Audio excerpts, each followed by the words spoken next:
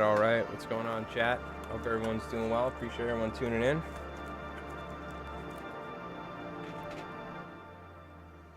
How's everybody doing? Hope everyone's doing well.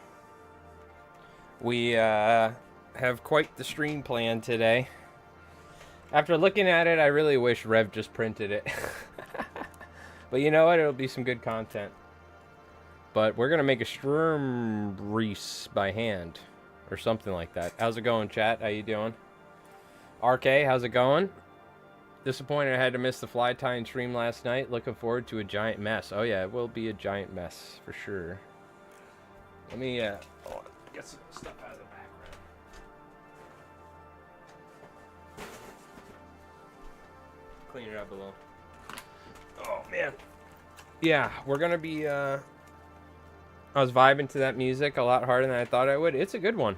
YouTube's got some bangers for the videos. So what we're going to be doing today, by the way, is I would like to do Festung Europa and go through the entire book and make some videos on it. It's going to probably take a while, but we pretty much have everything we need to do the first video between the Commonwealth, the US, and the Axis. We'll probably do the Green Hand with Colonel von Liechtenstein versus like a U.S. expeditionary force with the Fireflies and a linebacker. But, and the Commonwealth. You get like 500 points of robots. But what we're going to be doing is, we are going to be, let me get my, hold on. Get this all ready here. What we're going to be doing is, if I can get my ISO set up, so we're going to make a Sturmriese, it's called, which is essentially a giant, like, rift walker thing. No Moist von Lipwig? No. It's Colonel von Liechtenstein. Okay, of the Green Hand. He was our first named character that we came up with for, in Konflikt. Then we got, of course, Little Peacock. We have Helga Wunderpump. We have Vanessa Boschwick. We have a whole bunch of different... A lot of them, it seems like all of them are Axis, now that I realize. But essentially, I'll show you what we got going on here. I took my Proxxon foam cutter, cut a bunch of foam pieces. We already have this piece from our 3,000 point Apocalypse game, which is essentially, we bought online or got online as a 3D print to house the Rift device. I bought this at a Hobby Lobby for like a dollar store a while back. And cut a piece of foam to cylindrical with the foam cutter as best I could. Jammed it in there. So this will sit on this as the base of our Rift Walker. Then what we got is the legs. I cut some pieces using the Proxxon. Then I cut a certain angle. I forgot what percentage to make some legs here. Just some pseudo legs. We're going to essentially have to cover the foam with something so it doesn't look like crap. But the idea is we're going to have the walker set up with like 8 legs or whatever, 6 legs or whatever. And essentially make a walker out of this. It's going to be Colonel von Liechtenstein's Sturmriese. So, looking back, I kind of wish we just had Rev print it. But you know what? We do things differently on the channel here. We don't just... we do things to a little bit of a different tune when it comes to our conflict videos. So making one out of foam should be interesting. But anyways, I cut some angles. So essentially we have a leg. We're going to glue them together, reinforce them. We're going to use popsicle sticks to make it look like there's some, we'll use it as reinforcements, but also to build up some, texture to it, as well as a ton of, not this stuff, but cardboard, not cardboard, but specifically like Cheerio box type cardboard. You cut this into strips, and that's how you make metal. You can glue it. So we're going to be using a hot glue gun, and we're going to be going to town. The other stuff I have, a bunch of bunch of random bits from like Warhammer stuff and like terrain that my buddy gave me a while back, and there's a ton of cool little pipes and doodads. So we got a bunch of stuff. These are like Warhammer, I don't know what these are. These are like parts of tops of buildings. I feel like we could put those around as like a little railing around this. So I've been sitting on this stuff for a while. I was like, you know what, let's do something fun. We'll try and make a Sturmriese by hand. And yeah, real quick before we do that, I do want to cover, there is some erratas. So they did do some erratas. Let's cover the erratas and look at the B for Birdie and the Commonwealth stuff. We covered it in the last stream. But the magenta text, as usual, is the new stuff. So, when multiple units without order dice are given or within range to react to an enemy unit arriving via jump or flight, do I need to declare all the units that will react immediately? Or can I declare them one at a time after rolling a hit for each reacting unit? All reacting units should be declared before any 2 hit dice are rolled against a deploying flight or jump unit. Okay. We rarely ever do this because I wait till everything activates to jump in, but... Are the rift dice units in reserve considered to have an active rift dice? Yes. When declared to be in a starting reserve, each unit should be set aside along with the requisite number of rift dice set to active. When the unit deploys to the table, it will deploy along with its rift die or dice. Note, this is the new section here. Note, the rift units cannot use active rift enhancements while in reserve. They must do so deployed on the table. Okay. That makes sense, because I think there was some confusion for some people. Now this is what I find interesting. Let's see, where's the book here? I have the original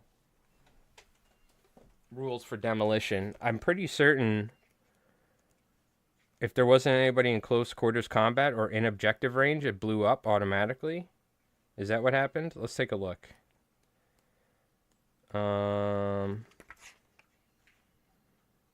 Surrounded, land grab, point defense. Those are the story scenarios. Let's take a look here. We'll get some music, but I just want to take a look. So demolition.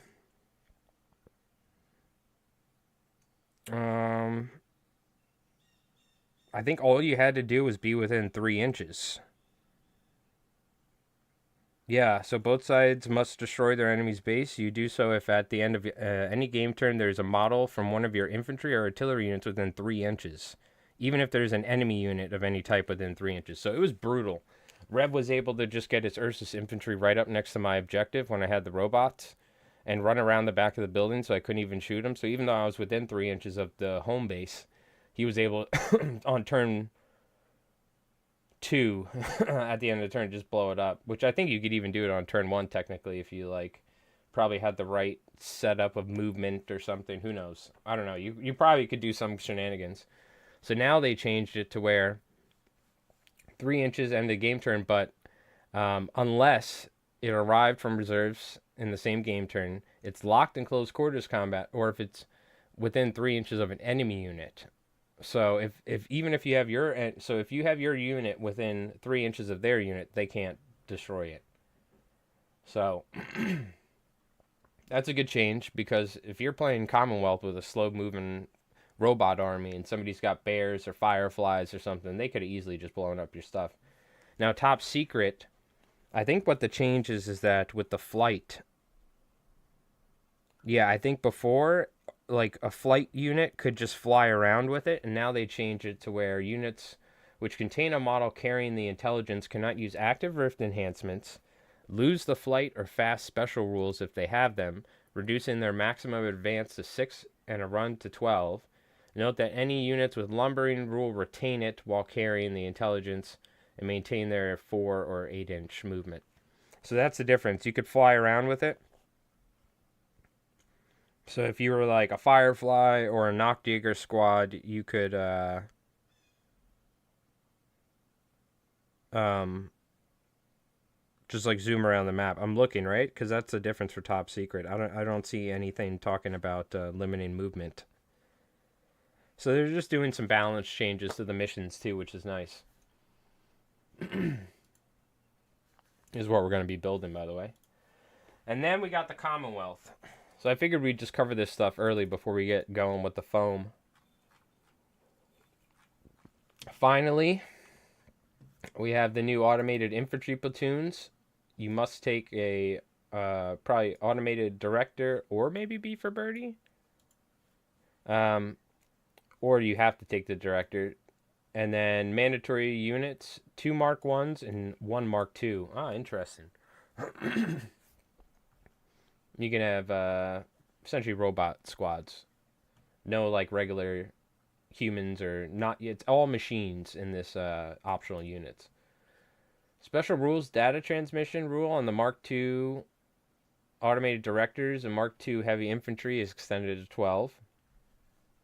Mark II automated heavy infantry in this platoon may use the snap to ability. Oh yeah, this was the thing where essentially you use your director to snap to 2 units of Mark IIs.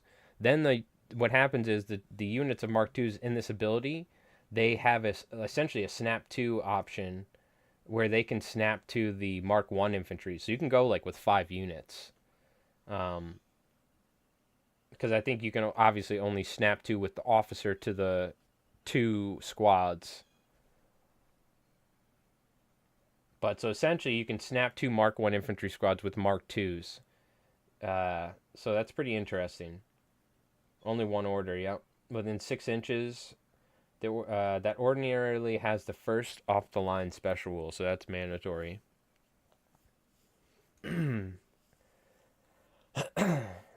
Oh, unit that hasn't, yeah, they have to have an active rift die. Okay.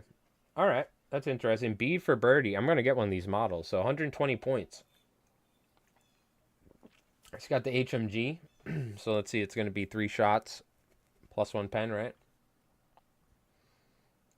He's damage value 6, 10, and fearless, like most heroes. He's an automated infantry hero. Lumbering 4 and 8, not lumbering 6 and 12. He's got 3 luck, which is really good. Augmented computational system, so no -1 to shoot when moving, right? Fearless. Augmented means they can hold an HMG. Friend, B for Birdie may also be taken as a hero in the United States Force. Let's go. I love that option. Because we're still allies at the end of the day, I would hope. Hard to kill. Okay, that's good. In the nick of time. When outflanking, B for Birdie automatically passes the order test for coming onto the board from reserve. That's really good because he doesn't have jump, right? I'm trying to think. He's got a rule here. You'll see. I'm trying to think how he could work with other units in the U.S. Army is what I'm thinking about. Infiltrator. Oh, that's fantastic. You can put him just about anywhere then. Large. Lone Wanderer may never be issued orders from Snap 2. So kind of like Roberta Wells, right? I don't think she can be issued orders. Lumbering.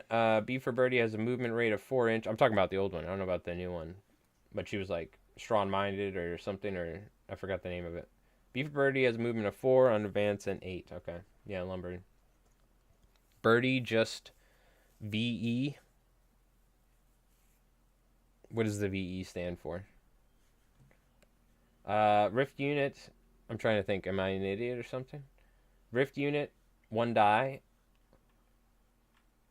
So he's just gonna have 1 die all together. He doesn't have Rift Mastery, right? No. Active Rift Enhancement. When a friendly unit, this is what I'm talking about, within line of sight of B for Birdie is targeted of a range attack. So he doesn't even have to be in line of sight of the person shooting. You can keep him behind a building. He just needs to be, the friendly unit that's targeted needs to be within line of sight of B for Birdie. So when a friendly unit within line of sight of B for Birdie is targeted a range attack, Birdie may use the Rift Enhancement immediately after the attack has been resolved. Oh, okay, but he may execute an advance order, but may only fire at the enemy which... Oh, so you can hide him behind a building, advance out, computational systems, no -1, and then you're going to be able to shoot back. Yeah, you fire at the enemy which made the shooting attack. Does not require an order dice to do this, so you can go immediately after, advance again, get even closer and shoot if you want. May use this Rift Enhancement if it has already been given. So if he doesn't require an order die to do this, and may use it if he's already gotten an order die. So no matter what, if you keep him within line of sight of a friendly unit, and you know they're going to get shot, and he's within range of his HMG, which the HMG, I forgot, is what? God, an HMG is what, 48-inch range? Did we figure out if you lose the +1 pen on infantry at distance? I still have not figured out.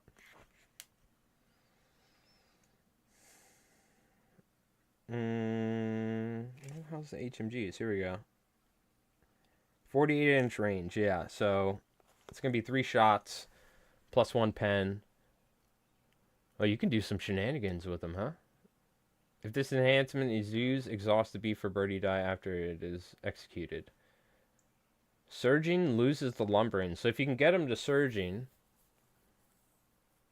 you can advance 6 inches, use the Rift Enhancement, go again. You're still going to just be moving 4, but you get like 10 inches of movement, and you can... That's if you're surging. All right, I like it. Where's the officer?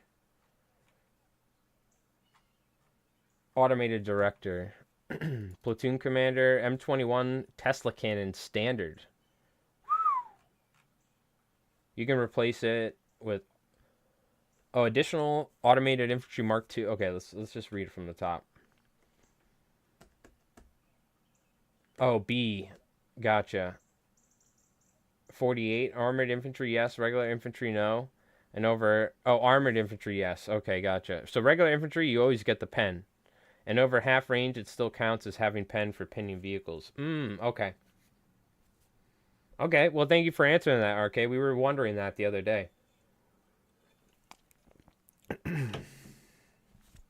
All right, Automated Director does not confer morale bonus to friendly troops. Okay. When you use Snap 2, a Mark II infantry may only issue orders to friendly units with computational systems. So you can't Snap 2 humans, and you can't give them a morale bonus. He's only benefiting other robots. Computational systems, data transmission. This is where he gives the Mark II infantry the...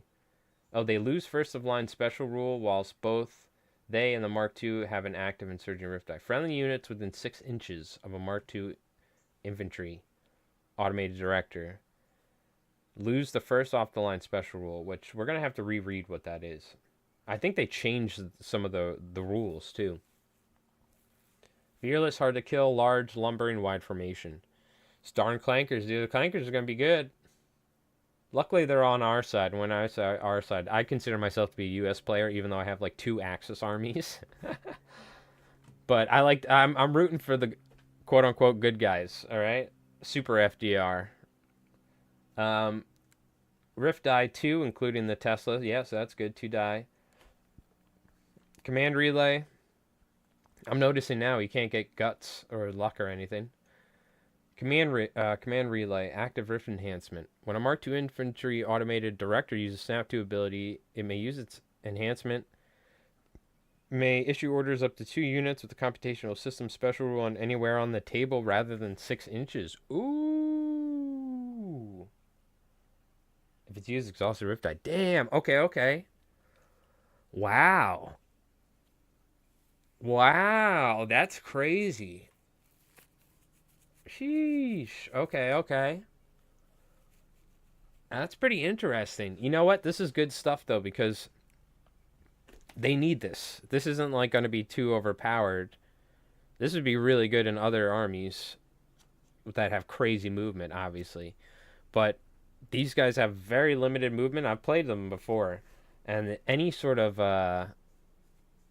way you can kind of help get some board control or something. So that's nice. Surging loses lumbering, and when using Snap 2, the automated director may issue orders up to 3 friendly units. Damn, okay, they're really really bumping some stuff up here. So let's see, we got the Toten Core, Toten Horde. All that stuff's crazy, by the way. Like, wait till you see the Apocalypse game, dude. It's nuts. I don't know if you guys have played with the new Zogling and like a big Toten Horde army or something, but that stuff's crazy. This is looking pretty good too, though.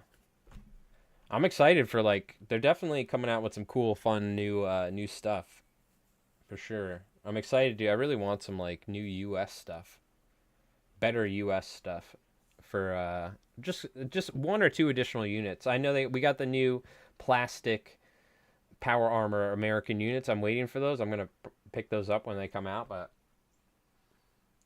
exhausted may not be issued run, may not snap 2.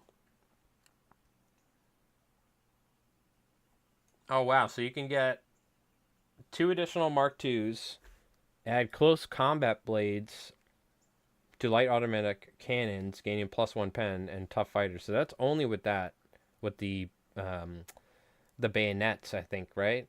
That's not with the Tesla. But Tesla, you have assault. Wait, no, I don't think that. No, that's not a heavy Tesla rifle. That's a light. That's the M21. I don't think it's got the assault rule one.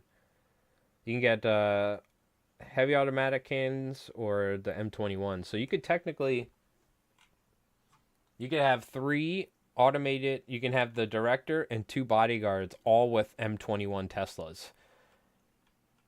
Let's just think about that. 20. So it's going to be 83. 83 plus 83 is what? 166. And then plus 110. I mean, it's like a cheap linebacker with 3 Teslas or something. Like, that's crazy, 3 M21s. What's the range on those? Is it 36 or 48? That's really good. It's still pretty pricey, right? Because it's going to be like 270 something points.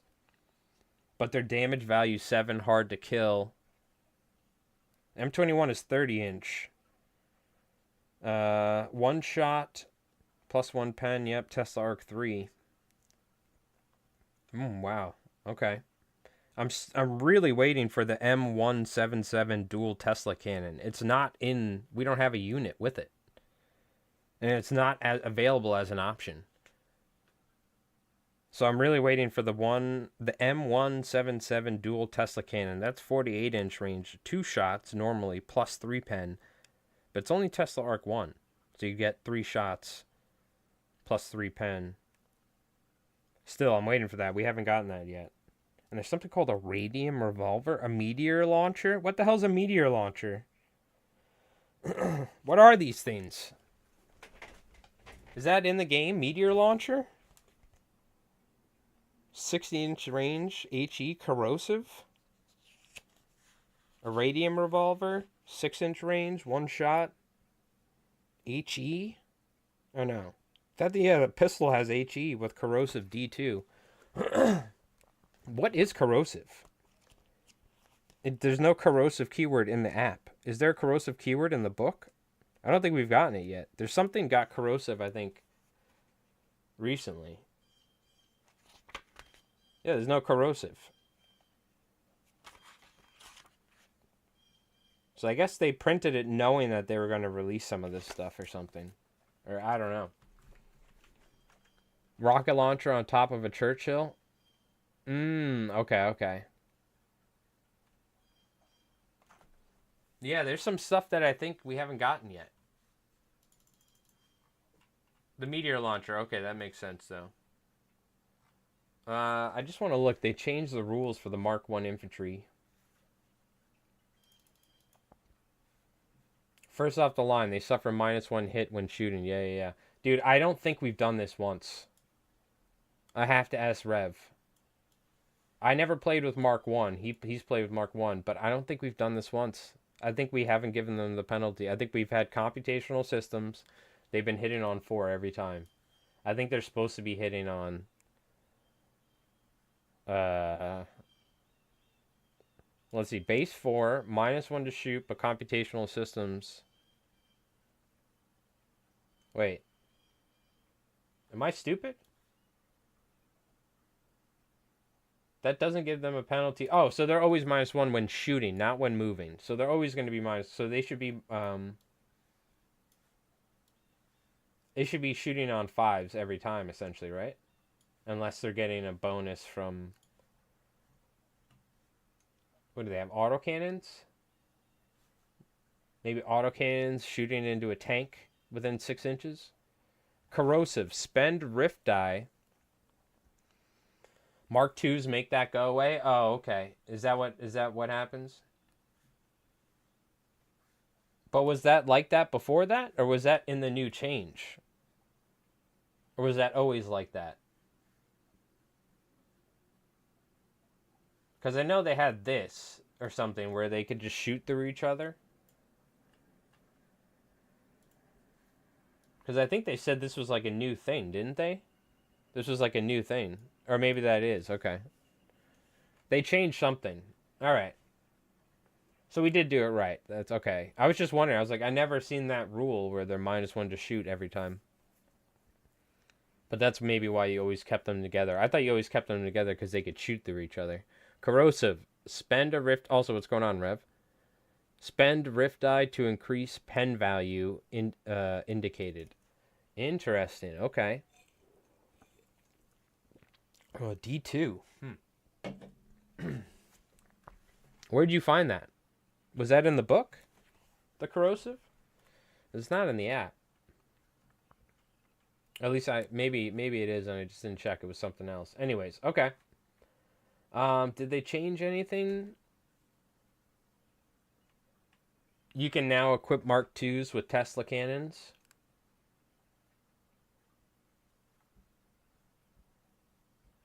Yo, Klovak, what's up? It's in Rift weapons. Ah, that's okay. It's one of the Rift abilities. I got it right here. Corrosive. It's all the way at the top. It's a tiny little thing. I see it. Yep, I see it. I've literally never even read it. Okay, okay. Yeah, we just don't have it at the moment. I think something did get it though with Festung Europa. I either read it in Festung Europa or something with the new Toten Horde. One of the like weapons or something. Something has corrosive, I think, at this point in time with the new stuff. I don't know what though. I feel like I read it somewhere or something when I was looking at something. But so you can give them Teslas. They make ignore friendly units, line of sight. No, it still requires line of sight. Okay. And now they, okay. So nothing really changed too much, it looks like. Oh, the other thing I forgot to mention, the blow up robot squads are way better, Rev. Did you look into it? These things. Here, corrosive. This is it. Corrosive shell. These are the things that get corrosive. The meteor launcher? Yeah. I know. I didn't even know what the meteor launcher was, but these get corrosive now. I don't know if this always had that. I think this is new. I could be wrong. But active rift die enhancement. Oh, it's first off the line, so -1 to shoot. When executing a fire order, a bombardier enhancement gains the rift weapon and corrosive. Exhaust it. So it doesn't blow itself up. They ruined him. They ruined him. No! Rev will never use them again. He only wanted to use them because they blew themselves up. Never to use them again. Where's the other ones? They ruined it. Before, they would not do anything, and they would blow themselves up. It was way better. Here we go, the Hunter. When executing a fire order, it may fire its light anti-tank as if it was a medium. It does seem way better, right? Like, it seems more useful. I don't think I've seen anyone use them but us in, like, a battle report. Either in photos on the Discord or, like, in videos. But I could be wrong. I feel like you were the only one using them. Lancer. These are HMGs.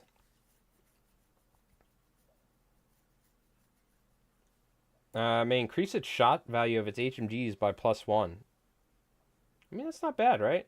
And it's vehicle mounted. So it's going to be 7 shots instead of 6, right? Standard weapons, 3 heavy machine guns. Oh my god. There's one with 3 heavy machine guns? Is that right? Wait. Also, Rev, we should have freaking just printed a Sturmriese. Ours is going to look like shit. But you know what? That's part of the charm, I guess. But I looked. Everyone was printing them. In the reviews, they're like, oh man, this is great. It did give me an excuse to break out my foam cutter this afternoon. I took it outside. Oh, fuck. Excuse me. Oh, pardon my French. Pardon my French. What the hell were we doing? Oh, looking at the blow-up robots. There's one with 3 machine guns? Hold the phone. I know the robot's there. I'm looking for the single robot. Let's see, maybe they have the options. Yeah, here we go. Oh, shit. This thing's sick. Wait. How much does this thing cost? I was thinking about in the future, especially if I can get a goddamn... Yo, hit me up, Warlord. I applied, alright? Give me that affiliate link. I kind of want to build a British Army, because I'm going to get beef for Birdie, right? So I bet you at some point. But I want to get, like, the actual minis. But this thing's 99 points.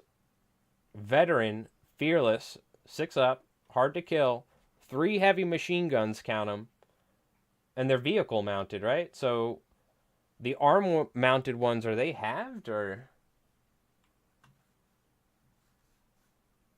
Are they halved on vehicles in general, or...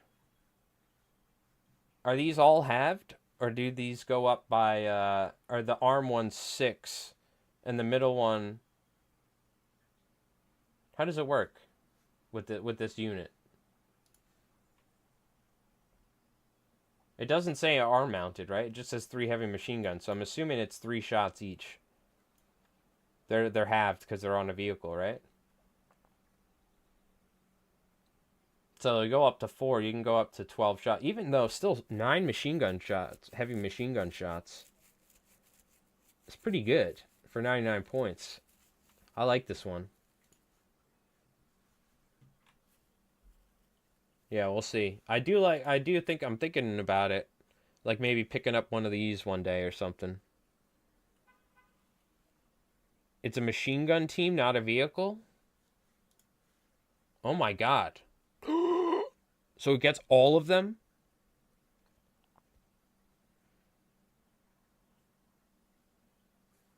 So it's going to get 18 heavy machine... Yeah, but you know me, Rev. I'm a sucker for heavy machine guns. So you get 18 heavy machine gun shots. And if you use an active rift enhancement, you can get +1. You're going up to 21 heavy machine gun shots. Damage value 6, fearless. Hard to kill. Computational systems. But it's -1, so it's hitting on 5s. But then if you can get within range or something. That's pretty interesting. Yeah, interesting. Because then you could use a rift die, get an extra shot each. You can go up to 21. It's got flak because every single machine gun counts as having flak. That's like a bolt action thing. Autocannons have flak. Any machine gun that has... I don't think medium machine guns. Only HMGs. What else? Is that it that has flak? But if you look at like... if you look at any other weapon, it should have it, I think. At least in bolt action. Like any machine gun or autocannon has flak. That's always why they said don't use air observers, because there's everything almost has flak between machine gun teams and like HMGs, autocannon. So in like the meta, like you're not only do you need to call it in, but they can shoot down the airplane as it's trying to come in or something like that. It's nobody ever uses it because there's so little aircraft stuff other than an air observer. But I remember, I think either Mordian or somebody said it. They're like, don't use an air, or don't like the flak makes the air observer not as good as a artillery one or something. Machine gun teams, you have to pay for it. Really? Um, it might be different for conflict. Let's take a look. If we, I don't think it's even an option for. Let's take a look. Hold on. Let's just go to the U.S. for instance. Go down to a machine gun team. I think it's only an HMG. I bet you it has it automatically. No, it doesn't. Interesting. I feel like in bolt action, every like autocannon and machine gun has the keyword flak. Machine gun that's HMG, that is. This isn't even an option. Obviously, the medium machine gun wouldn't get it, but even a heavy machine gun. So,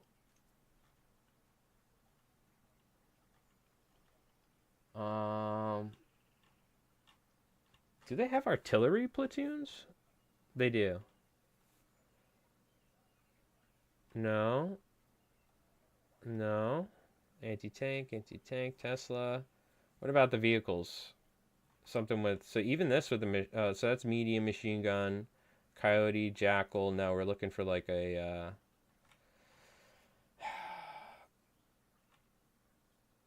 even this doesn't get flak. The linebacker that has an HMG option. Yeah, look, and then what is it, the Grizzly? Or it'd be Kodiak. Kodiak has HMGs, doesn't get it. But yeah, but you can get autocannons as for a linebacker. And there's no option for usually what Warlord does, it has keywords in the special rules if the options give it the keyword. So it'll just have it in there, but maybe it'll have like an asterisk or something. But you can get twin light autocannons and there's no flak. That could just be they miss this. This could be something they need to update it or something. But technically, you could say. So wait, let's look. Does the autocannon have a flak keyword in the autocannon? That's what we need to look.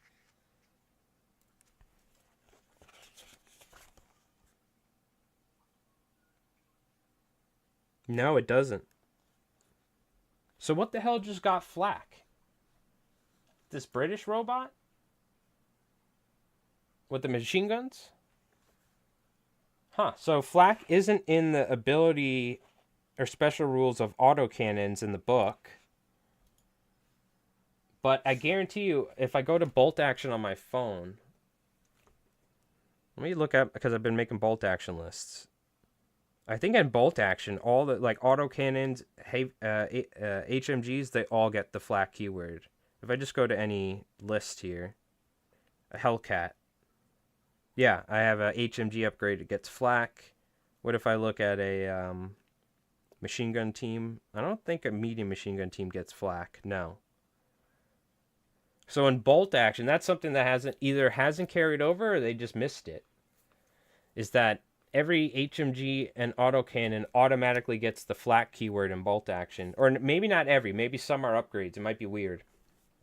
But it looks like in my US... because let me look at an HMD team compared to a medium machine gun team. Or from a vehicle mounted one. Heavy machine gun team. Oh, okay, so they don't get flak. That's interesting. So maybe it's the vehicle ones.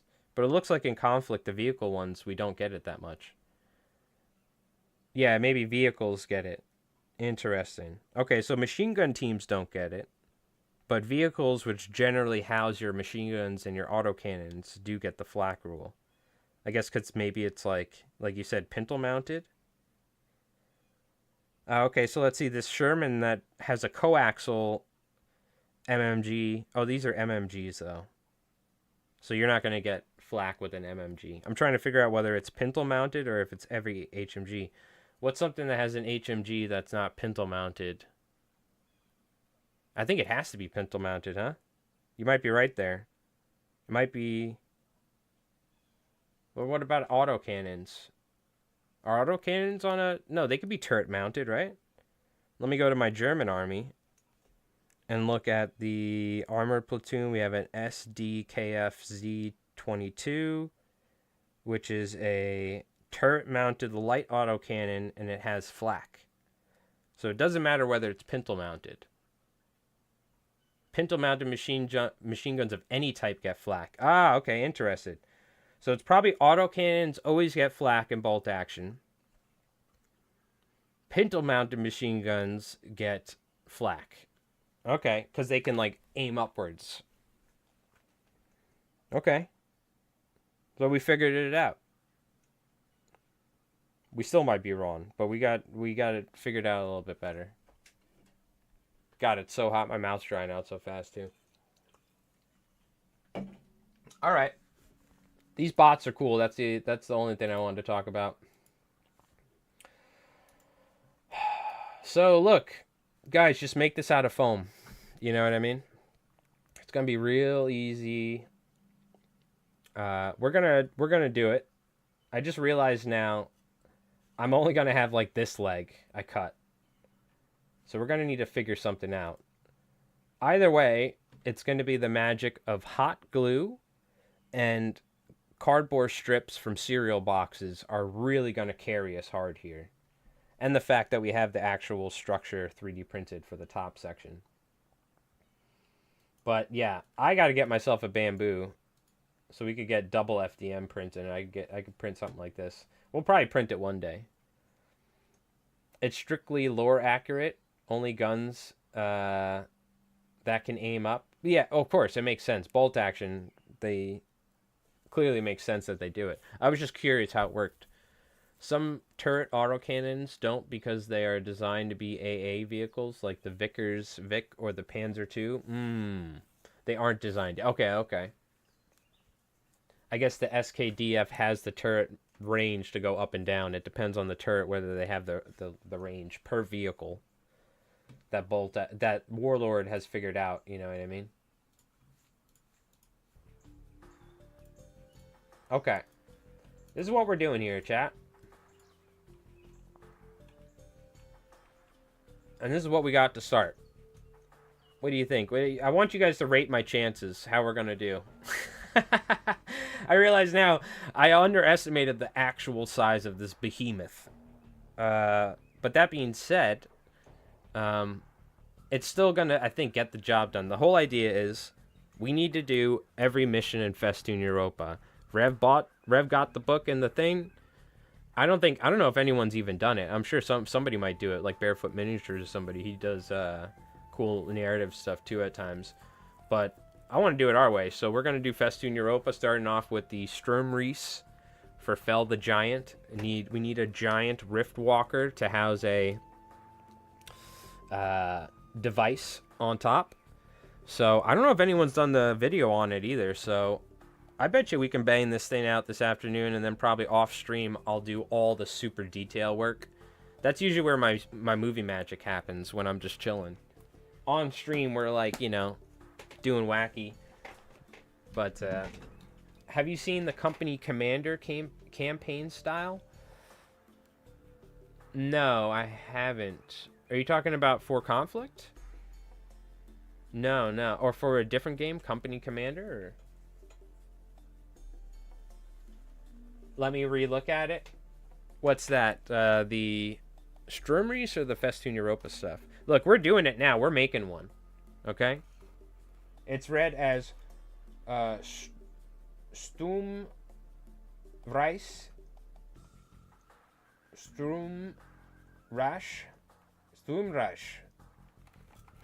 All right, look, you're going to have to bear with me, Clove, all right? It's not going to be perfect. You're lucky I do my silly little German accents, okay, in the videos. Schnitzel! It's bolt action, but it transitions perfectly. We're doing it live, that's right. Okay, I'll have to check it out. The company commander campaign, is that like a book thing, or is it somebody, like, is it community made, or? We're Americans, we'll never say anything right. I could say a couple things, but yeah. All right, let's plug this stupid thing in. This is my old hot glue gun. I tied probably 1,000 albiho flies on here. So here's the idea. Boop. Walker leg. We're gonna do. So I think it's 6. It is 6. We're gonna do 8. Haha! This is. No, maybe we'll do 6 depending on the size. But this is the whole idea is. Colonel von Liechtenstein. He's like, God damn it. There's now Zogling, Little Peacock. There's Heinrich Gross. He's not getting the funding he wants, so he made his own Sturmriese with a Rift reactor. So it's going to be a knockoff one. But Colonel von Liechtenstein, the whole idea, you need to have a Stalltrooper platoon commander, I think, or Heinrich Gross. Or you can take Heinrich Gross as well. And then 2 units of Stalltrooper. That's a base requirement. 2,000 points. Then it's the U.S. They need 2 Firefly squads, Firefly platoon commander, and a linebacker if you take any vehicles, which we will. And then you have to have 500. So that's 1,500 points and then 500 points of Commonwealth. That's how it's laid out. So either way, I think we should do the first episode with Colonel von Liechtenstein and the Green Hand versus the U.S. with some Fireflies. And I'm planning the whole idea. We're gonna have this giant thing that the U.S. has to blow up. The Axis are gonna have a bunch of like infantry and like big the Rift vehicles for the Green Hand. So maybe Rev will play the United States and I'll play Colonel von Liechtenstein or something.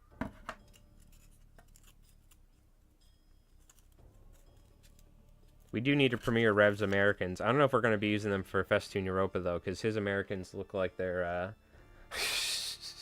they're definitely a whole different flavor. I love them, but for the narrative mission, I want to use more like a traditional thing. Because Colonel von Liechtenstein's part of the lore, we know that. Battle of France, but I had a PDF I did of it.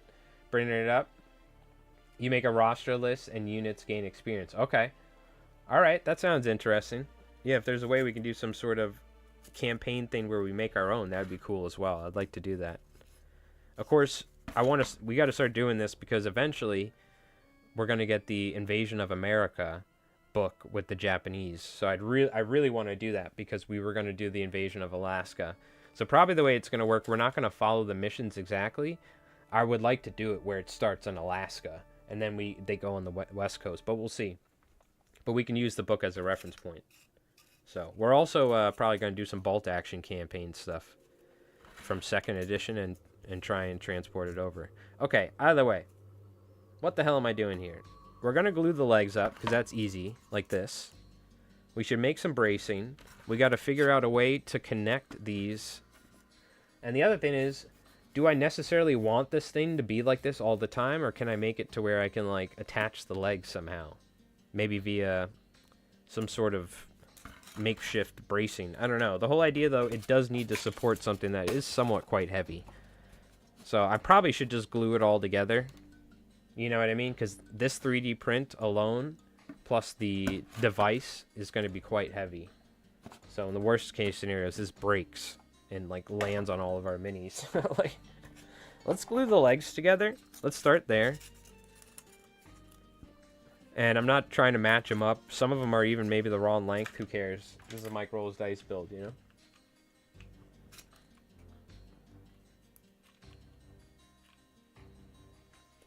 Hot glue gun, so good. So it's going to be a lot of like popsicle sticks, pieces of cardboard, and little plastic giblets to really make it look like not crap. But I think it's going to look cool once we're done. This is the main thing I've learned. If you're trying to make terrain on your own, you got to realize like there's scale and everything. So like when it comes to buildings, it comes to rubble, it comes to anything like this, vehicles, the more little detail you can add to it, especially small stuff too, even in the form of just random plastic crap glued to it and wires and whatever, it's just going to add that so much more dimension to it. It takes way more time, but all right, let's see if we can also try and not take forever to do this.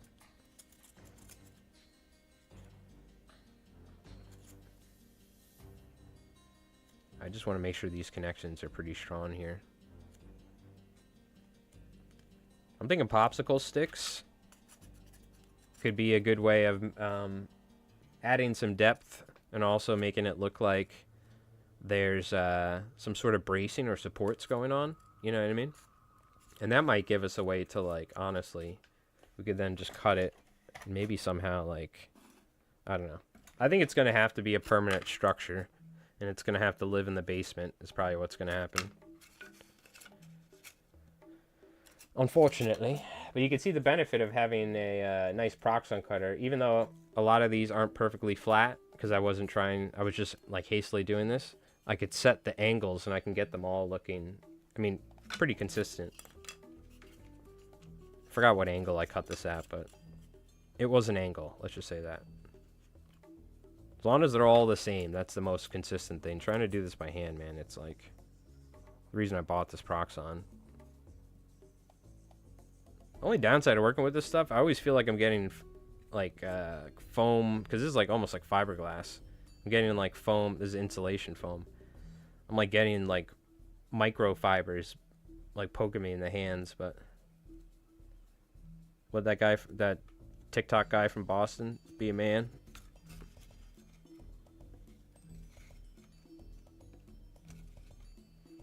Keep gluing. I do pay. I got it after Tabletop Command Post was like, why the hell is your army list completely wrong? I'm like, what do you mean? And he's like, you're supposed to have the commander, then the two things, and this and that. And I'm like, all right. Apparently, I can't make a proper list using just the thing. I did it most of the time, but then I'm gonna be honest with you. This was pretty early on too. I was like, I'm just gonna make lists and just play.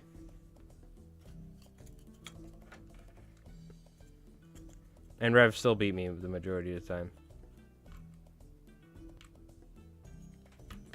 But yeah, I forgot how many months ago I started using the Warlord app, but it definitely helps just in general. Because there's some funky stuff with the way that certain stuff works. Trying to keep track of it. $2 a month, not bad. Yo, Rudy, what's up? Make a roster list? Yeah. They call that narrative, Mike. Oh, yeah, I forgot. You know, some guy got upset that he pretty much said that I'm cheating because I'm not using bases for walkers. But me and Rev figured out they actually don't have bases for a lot of these walkers, and they just there is no base requirement size.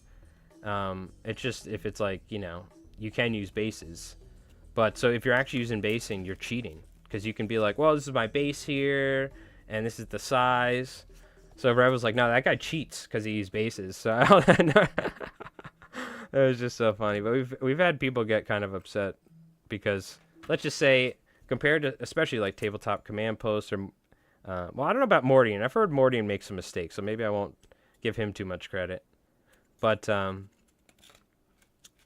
we all make mistakes. But yeah, I definitely probably have the loosest understanding of the rules compared to every other YouTuber that makes conflict content. I'll just say that. Thank God for Rev. Rev has a pretty deep understanding of the game. It literally would take me like 2-3 years to understand this game like fully. Because that's just how I am. It took me like 2 years or something to learn Warhammer properly. I will say though, something like 1-page rules I can learn in like a day or two. There's just like no, you know, there's nothing to it obviously. Compared. Have you talked about the errata already? We did. Yep. So the demolition changes. No more running Ursus infantry into the base and just blowing it up. If there's enemies within 3 inches of them, if they're locked in combat, or if they just came on the turn that time, they can't do it. Top secret, you lose flight, and any special rules, you can't use active rift enhancements. That's a big change. I forgot the other one. There was something with like, oh yeah, you have to like roll your to hit die on units coming in or something. But whoa, and Klovek coming in with the 6-7 jewels. Oh, 6-7. I'm joking. Round of applause. Appreciate it, my friend. Very kind of you. Doing good printing my Storm Giants. Are Storm Giants, what are they for? Are you talking about like D&D Storm Giants, or are they for Age of Sigmar, I want to say? For the Stormcast Eternals or something? Or what are Storm Giants? After adjusting the settings, I think I can now print the lower half in 7 days and nights. Oh god. Don't worry about it, Rev. We're making it on our own. It's alright. I've already made up my mind. I've spent hours preparing it. It's okay. What we need to do is we need to have Bamboo printers sponsor the channel and send you the like most advanced gigantic one. And I'll set up a camera above it for a 24/7 live web feed. We'll call it Rev's 3D printer stream. It's like the size of like your bedroom. You know what I mean? Thanks for the jewels, Klovek. Appreciate it, brother.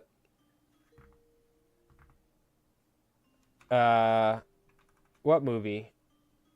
I don't even remember what I was talking about. Storm Giants equals Sturmriese in English, Sturmriese, or whatever the hell Klovek said in English. Gotcha. So you're painting up yours. Yep. You see, they got a freaking Sturmriese. Why don't we got one? Ron, we got one. Right here. You know what? I kind of want to do 8 legs. It's not worse than doing a set of terrain. I know, but to be fair, I would love just more terrain, more village sets.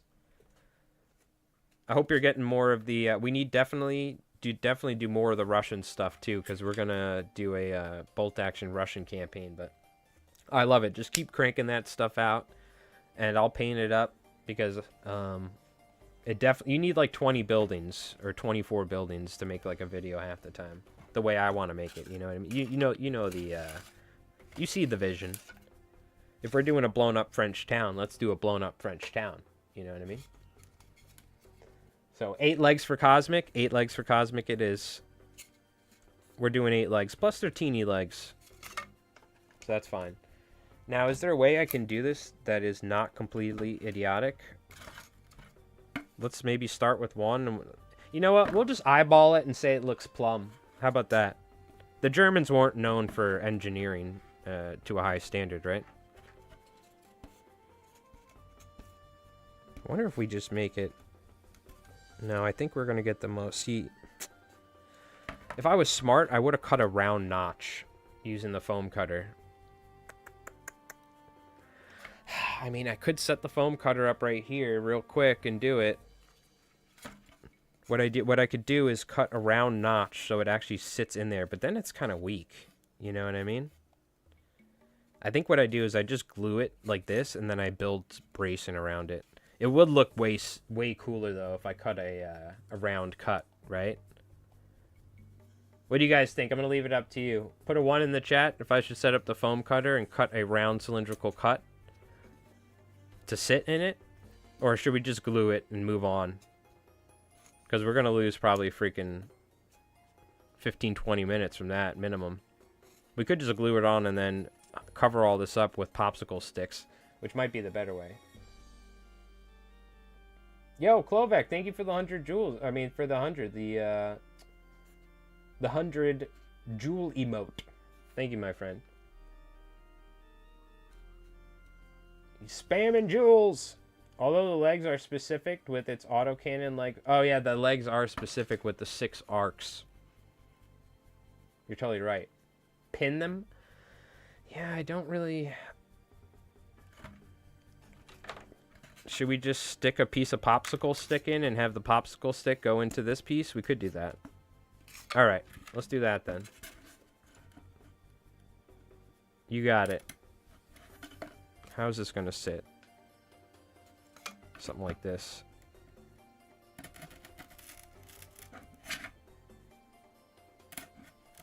Can I just jam it in there? Oh yeah, that'll work.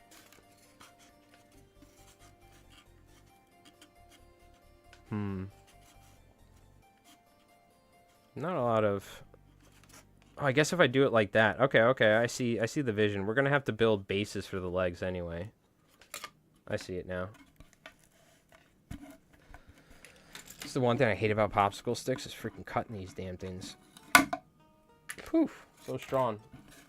I should say I don't know anything about this. I don't either.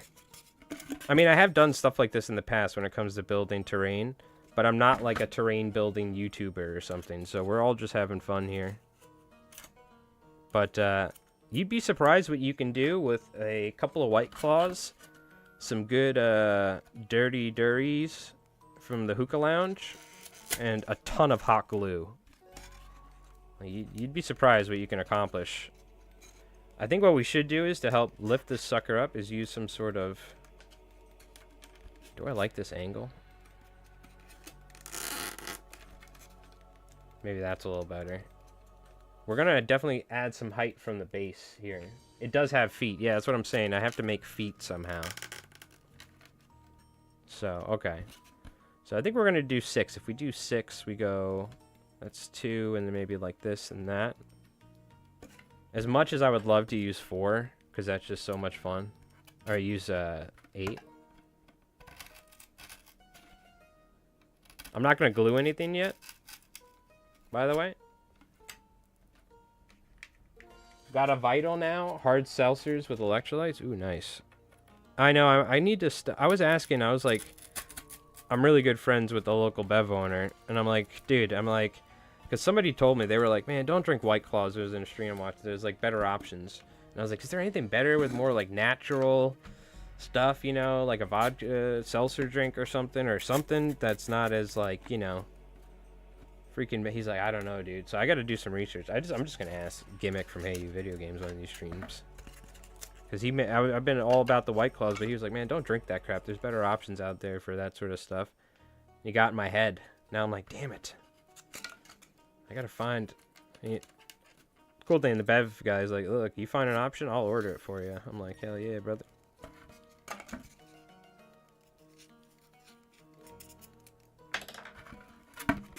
That's cool, you were building it instead of 3D printing. How's it going, Flippity? Hope you're doing well. Look, we gotta make do with what we got. Alright? Rev's already working like working to the bone, 3D printing stuff for us.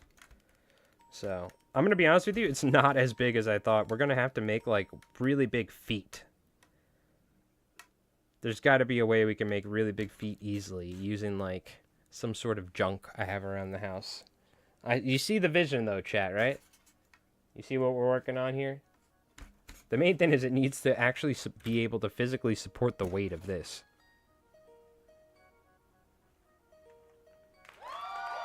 We're done. All right. You ready, Rev? Come on down. Let's film it.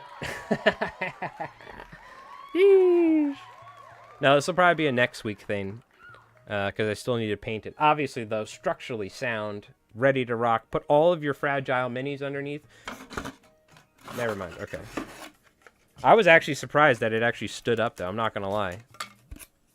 Pretty cool. Maybe we can do something else with these. I don't know what, though. This one we're not going to use because it kind of looks like junk. Also, there's some of them are not the same height. Maybe that one I don't want. That's close enough. What did I miss out on? Your YouTube crashed. Oh, I'm sorry to hear that.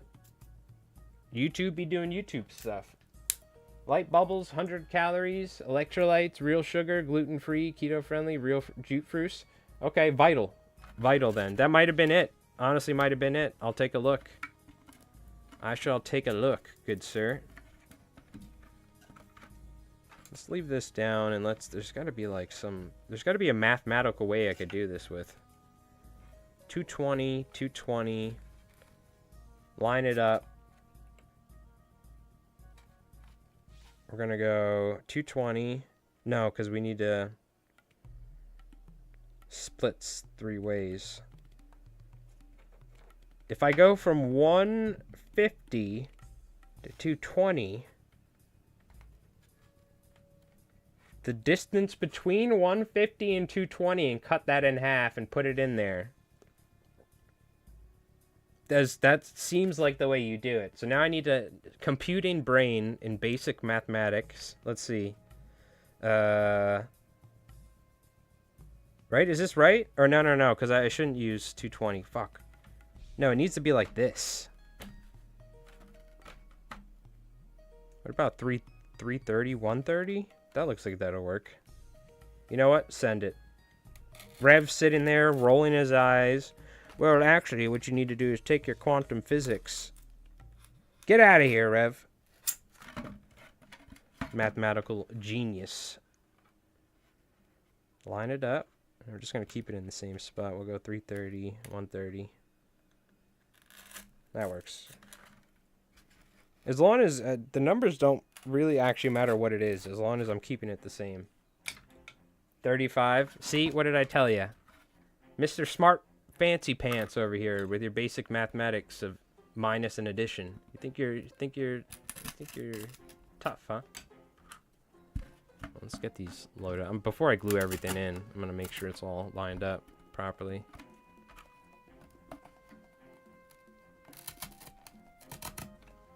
Okay, we need enough length out to keep it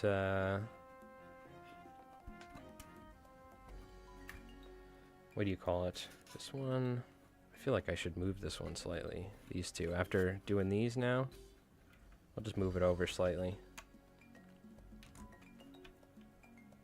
You need enough room on this popsicle stick to actually support this thing, you know what I mean?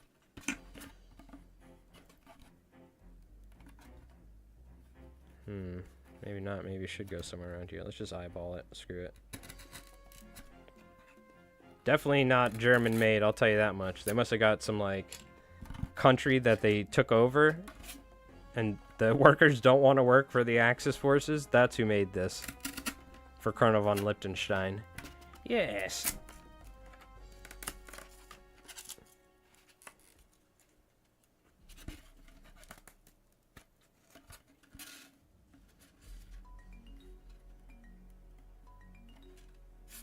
Wait.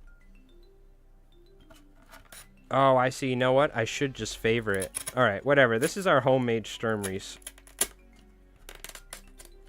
Doesn't need to be perfect. I guess we'll have it to where there's like kind of like a gap on. Oh, no, but the legs. It needs to be like perfectly made. Made in Turkey. Yeah, exactly. Fuck these guys. Alright, I'm just going to move it over a little bit. The autocannons are very important because that's your angles of shooting. So there needs to be enough gap in between. I should have just eyeballed it, dude. You see, chat? We're wasting 10 minutes here. Eric got in my head. The mysterious math man.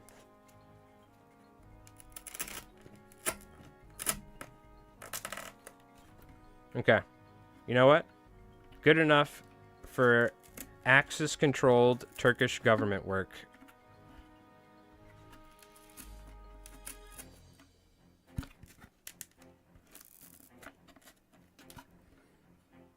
Yep. See? Mr. I should make you play the Axis so you get suboptimal autocannon shots. Mr. I don't want to print the Sturmriese for 9 days and nights straight. Psh, what is this? You not committed to the Axis cause? Should be T to the square to the T double T to the second. Yeah, something like that. And then what you could do is you essentially have a black hole at that point. And you could just time travel through space. Or something like that. That one did not work. Maybe we should cut a new one. How did we do this better last time? I think we're just going to have to... What you learn is brute force and copious amounts of hot glue save the day every time. Really, the hard lifting is the super glue to make up for the brute force in reality, but...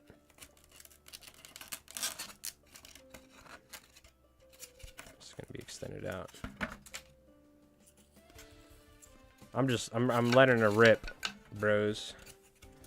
We're not going for maximum precision here. We gotta make up time. I got a lot of editing still to do, as always, so. Editing. Alright, let's glue some of this crap. That's area. C is TD Bank. That's TD Bank? Trademarked? Okay. I didn't realize. Look, don't try and teach me math stuff right now, right? We're trying to build a German walker from scratch. But I'm definitely going to say it was like a country that's taken over. Like, I got to look on the map. Is it like Lithuania or somewhere? I'm going to say it's somewhere and make it seem like these people did clearly not want to make this thing.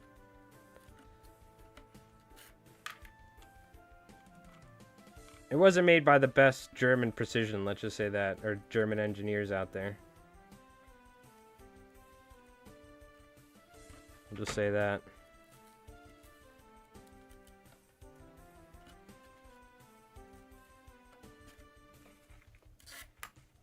She'll get the job done. Tell you that much. Basically melting the foam with this hot glue gun. Roll it on the table and measure the circumference, then divide by 6, obviously. So what you need to do is you need to suspend yourself from the air, okay? And I need to be free falling as this foam free falls. And as I pass by the foam, that's when I can get the measurements. But we both have to be spinning counterclockwise. TT. See, I don't even... Is that freaking... Look, we're not going to talk about math because it makes me sound like a dumbass, okay? All of that information has left my brain, okay? Instead, it's been replaced by hotkeys and random fly tying knowledge, okay? We're not going to expose my weakness in math skills right now. Okay? -1 gold star, RK. Usually you get an extra gold star. Rev hasn't had a gold star in weeks. Cherry pie's delicious. Apple pies are too. That's got to be some dumbass math thing from like kindergarten that you're or some shit you're bringing up. Get out of here with that crap. Oh yeah, the only song is what is it? She's my cherry pie. You talking about that one? That was about math? I thought that was about something else. Cry. Oh, that's what it is, because you cry when you have to try and do math. That's what the song's about. That does make sense. By George, we got a walker.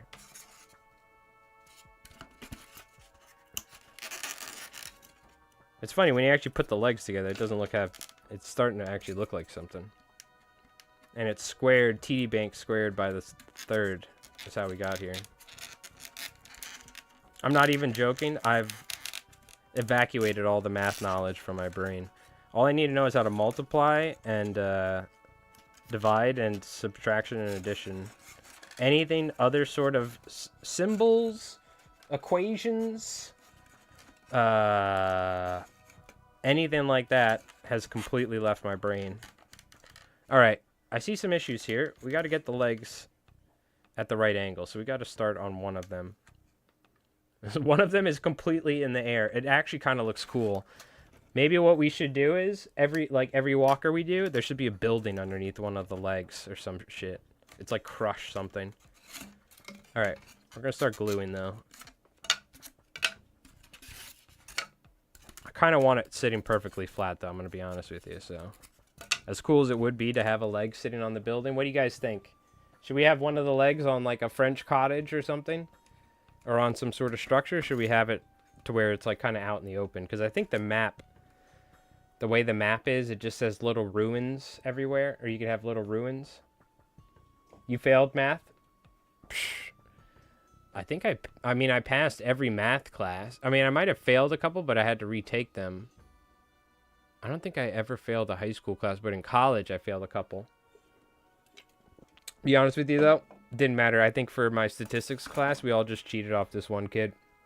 And when I say cheated, we were all able to like do everything in a table, and he would just like, or we were able to work together because you could tell the teacher was probably like, my God, you could tell half like they don't know, half these people don't know what's going on here. So he like kind of gave us some, but that one, the statistics class, and there was one other one.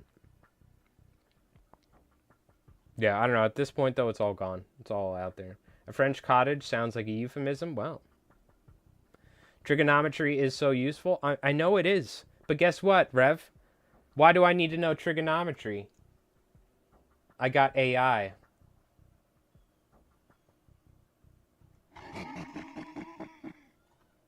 Who needs to know math? I got AI. Yeah, we're going to leave it flat. Get wrecked, Mr. AI clanker lover. Just like, who needs to know math when you have a calculator? Okay? That's what the teachers were saying. Now, do you wonder what it's like to probably be a math teacher now? Everyone's just using ChatGPT in your class. Nobody knows actually what's going on. They're all going to be idiots. Like, you see how idiotic I am, and I had a normal education where we had cell phones near the end of it? Can you imagine what the kids are going to be like now with TikTok and ChatGPT doing everything for them? They're not going to know jack shit. And when EMP hits, they're not even going to know basic addition or subtraction.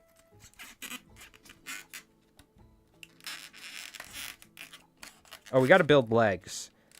I think really the feet are going to do some heavy lifting here for the angle. We got to think about that. Yeah. So it's really just got to sit like this. Google AI. Tell me what's 3 plus 2. You still got to know how to enter stuff into a calculator? No, you just need to know how to prompt the AI properly. Say, or you just copy and paste the test question. Or I could just go voice to text activated on your guys' chat, and then I could use the Google AI to do it for me, and then I can make it seem like I know what I'm talking about. So there you go. I need to know how to prompt, is what you're saying. Yeah. By the way, I absolutely do not use AI. I use the Google AI stuff sometimes, but even that is severely wrong. I'm just memeing right now. Yes, you do need to know how to enter stuff into a calculator, or how to properly hit the buttons on the calculator for the formula. We still have that skill, at least, or I like to think I do, somewhat. When I write an invoice for flies, I still need to know, like, okay. How to use the calculator, yes. Also, Derelict, what's going on, dude? Sorry, we're just memeing over here while building a Sturmriese. Also, can't wait to see what you come up with. You got 4 more fireflies painted, hell yeah. I hear I hear you're not liking my Turkish Ottoman paint scheme. Look, I think once I throw a wash on there and then do some highlighting and add the purple and pink rift colors, I think it's going to look good. But I like the red and white, man. That's the Turk color, so. And we did our camo scheme. It's very bright right now, so it's going to be a multi-stage process, to say the least.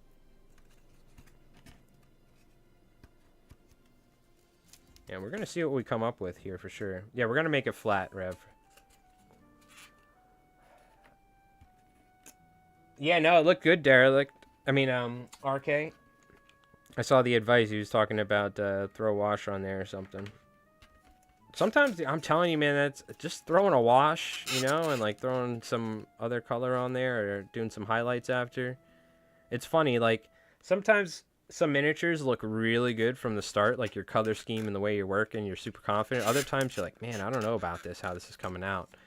But once you get it all together, that's where it starts. You're like, okay, now I'm happy with this. But there are a lot of hobby projects like this. When I first started, I'm like, this is going to look absolutely terrible. Now I'm like, okay, there's hope. Yeah, we want it to be pretty big, too, and it needs some more height. We're going to make, like, big-ass feet. That's what we're going to do. For sure. But, yeah, there's a lot of hobby projects and painting projects that I've done. I'm like, dude, I don't know what the hell I'm doing here. You like it bright? Yeah, but there's a difference between it being bright and it just... I don't know, it just doesn't look natural. It looks like you just took certain paints and put it on there. But you generally have, like, nice color schemes. The color schemes that which still, RK's color scheme was nice, but it was more like traditional bolt action thing. The way the paints were just applied on the Mini, it didn't really, and RK knew it, that's what he was asking. It looked off. So by throwing some wash on there and making sure that there's some darker areas underneath the brighter colors in the recesses, it really does just sell the look. As opposed to just painting, and you know this, like the way when you first started painting, you would just like prime them and then just paint and like leave it the way it is. But like having highlighting or shadows in your miniature really does add a big difference. And washes are just a cheap, or not a cheap, but like a cheap or an easy way of doing it without building up 15 different layers of paint. You know what I mean?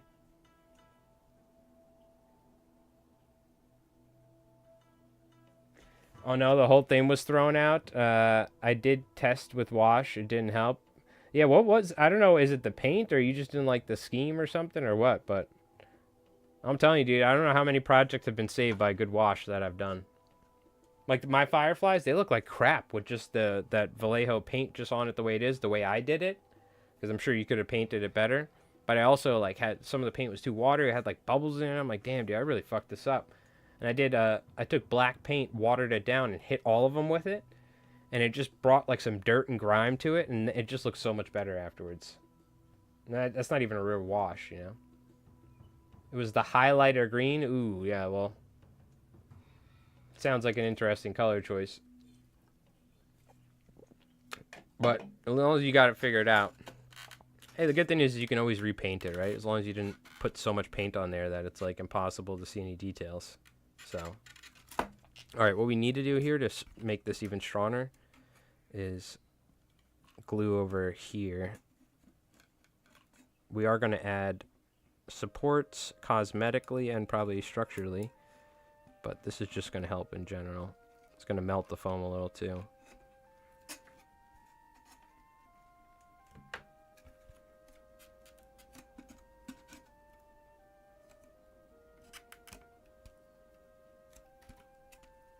Oh, fucking bitch. Yeah. Right on the hot glue. You know how many times I've burned myself with hot glue, too? Tying flies. But it's been a while. That one caught me off guard. Whew. Probably gonna get a little boil or something. I tell you what, though, my hands are pretty raw. Even though I'm not a mechanic anymore, I used to have way rougher hands. My fingertips are borderline numb at times from the amount of times I've poked my fingers with hooks.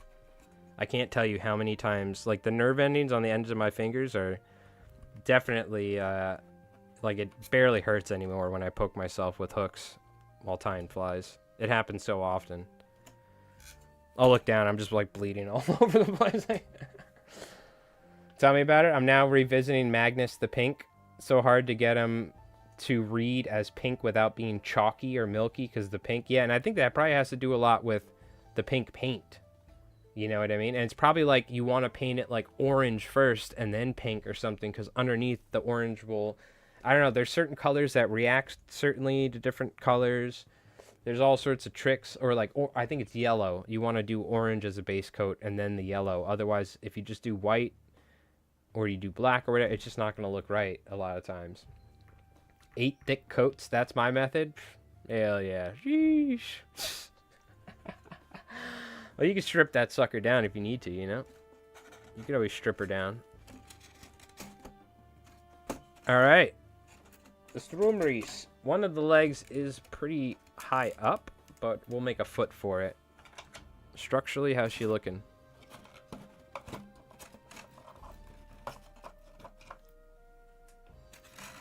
There's a walker or something like it.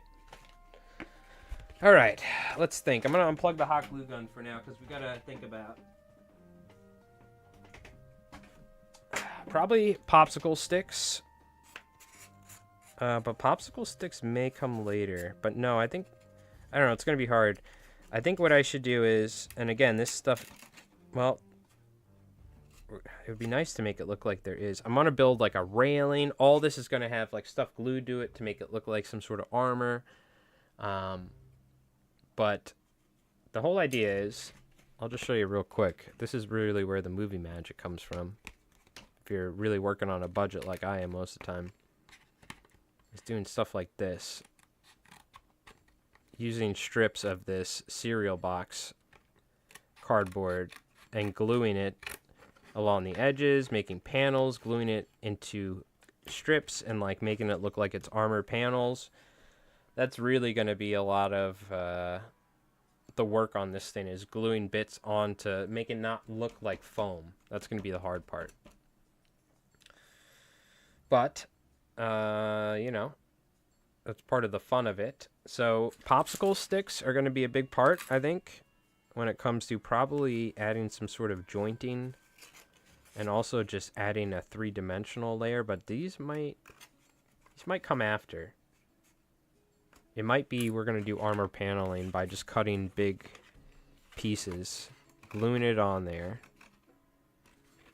Then we could do popsicle sticks after to make it look like some sort of like leg bracing.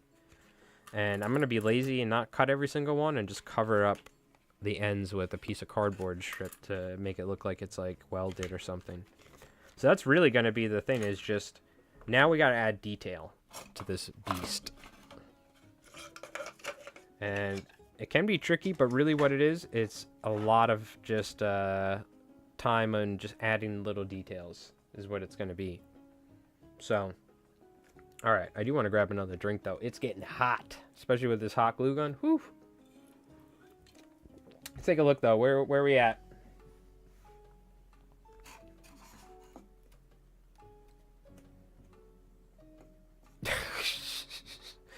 So we got to make this look like that.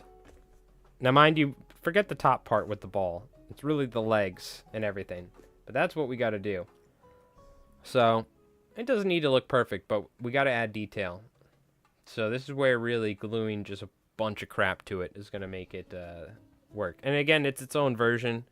It doesn't have the same angles and stuff, but, you know, Colonel von Liechtenstein had it commissioned by the Turks in an Axis-controlled area.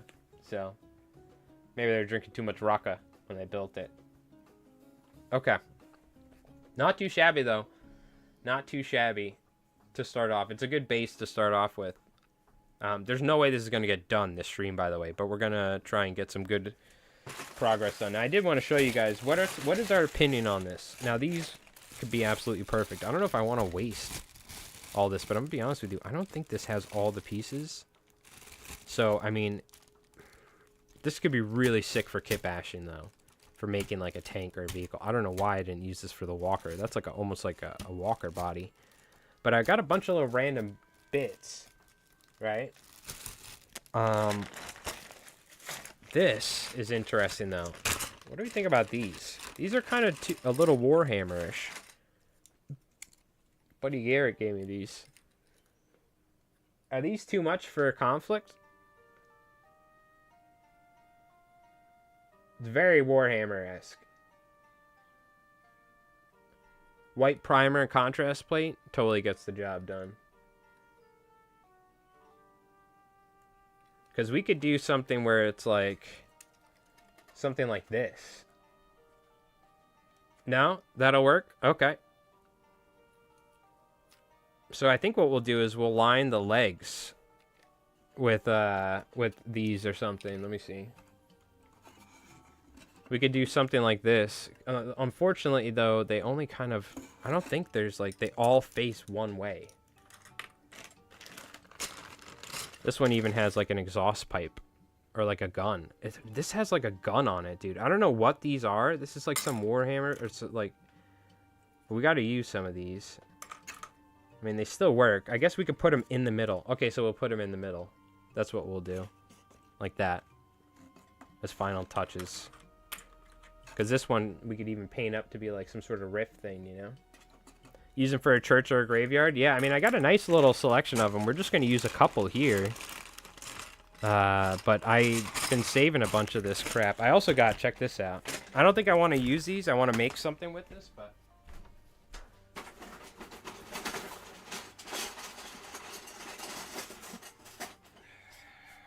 We got a whole kit. I don't know what this is. Must be like a spaceship thing where it had floors and it had walls. So I do have a ton of these things, which I'm gonna make. I want to make like a platform buildings. This is our issue. We have cool buildings, but we're lacking verticality horizontally, if that makes sense. I want to have buildings that go up and that cut across. So like we have like walkways and we have structures that go up and then sideways a little bit. So we have like more dimension to the game. So I'm going to save those, but these you could cut up and do some really cool crap with this. But I think these are like some sort of space building attachment thing or something. I don't know. I got a bunch of random crap here.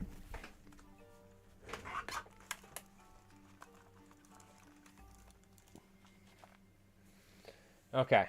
No matter what, though, we have a lot to do before we even mess around with these cathedral type pieces or any pipes. What we need to do is cover up all this foam and try and do it in a way that doesn't look like crap. So it's going to be a lot of strips and popsicle sticks, things like that.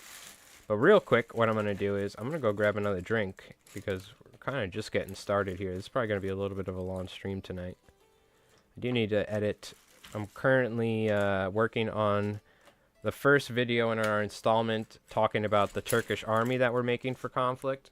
It's going to be me like putting together and painting some miniatures and talking about the Turkish army and the idea. And this is going to be the first video. I have it all kind of laid out. I just need to do the voice stuff and do some image overlay stuff. But so that'll probably be the next video. And then we have the 3,000 point apocalypse game, which is probably going to be next week at some point. Because I looked, it's 2.5 hours of footage. Which normally I'll give you a normal game is about an hour and a half worth of footage to edit. So this is going to be a lot, a long video, and it's still going to be edited down. It'll still be less than an hour watch. So it's movie magic. Okay. All right. We'll grab a quick little drink here. I'll put you guys on the slideshow real quick to some AOE music. I'm going to go hit the hookah lounge.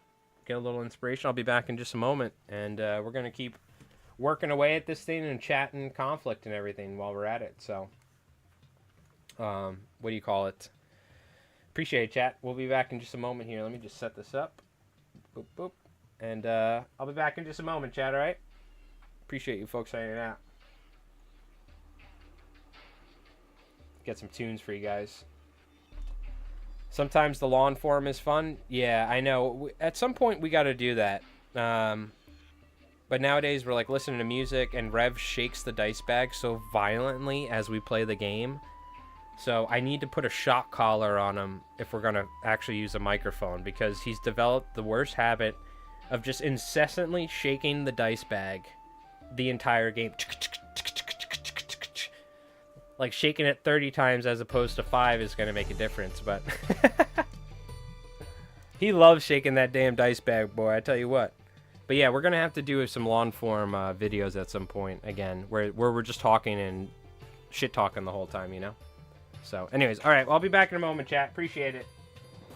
We need a Rev dice bag shake emote. That's what we need. I'll be back.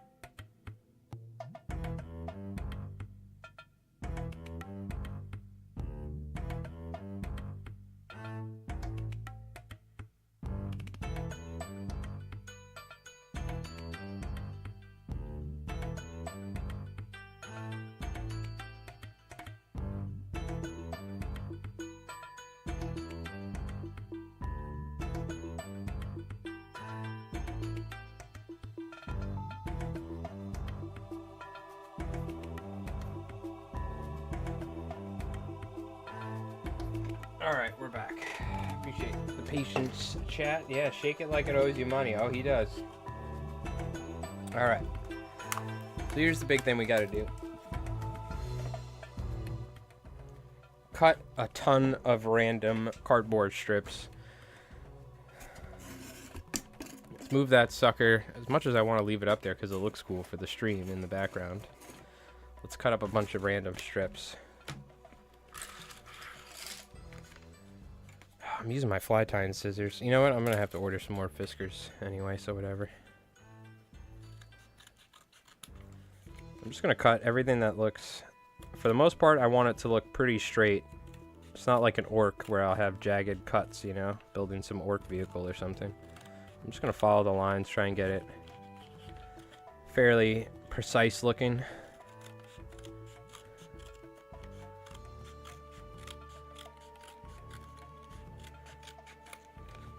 I cut these using somewhat of a straight edge last time, so I could probably just get away with cutting it vertically. We got some strips we can use. I'll cut this, and you know, it's kind of rounded. I'll see if I can replicate the rounded on this side. Somewhat, just to kind of follow the shape.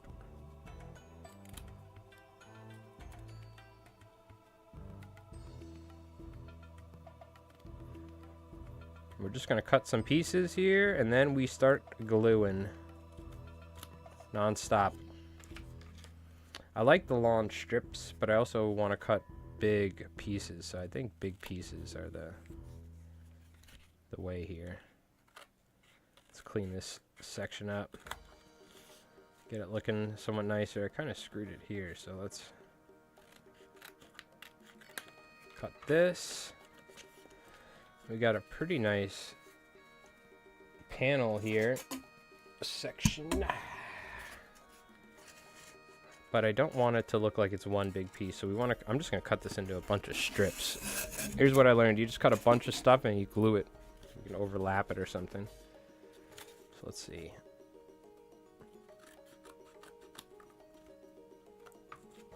Try and just keep it somewhat consistent.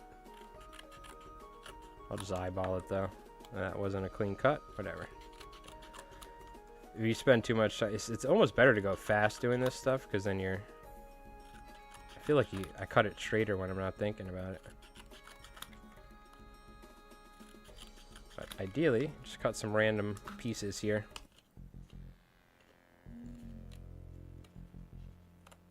Still have yet to beat the hard AI on AoE. And then I got to move up to hardest, then I got to move to extreme, and then I'm going to start playing people. So it's probably, give me a year from now, I'll probably be able to beat the hard AI with knights. I almost did it today, but I always fall apart later on in the game. So much macro involvement that... Whew, start falling apart in the castle age. I say that because we're listening to AoE 2 music, and it's in the back of my mind the whole time. Such a good game, though. I am interested. I might check out, dude. We'll see. I don't know that the new Warhammer 40k Total War does look pretty sick. Is anyone looking at picking that up? Does look pretty cool. I am still waiting for the real official bolt action game, though. It's going to be sick. Because I want to play against you folks in chat. It's going to be fun.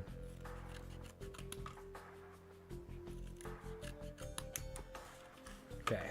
Pieces, pieces, pieces. We need more pieces. Non-stop.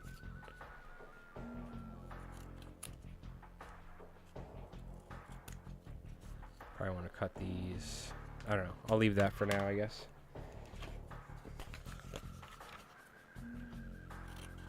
More armor panels.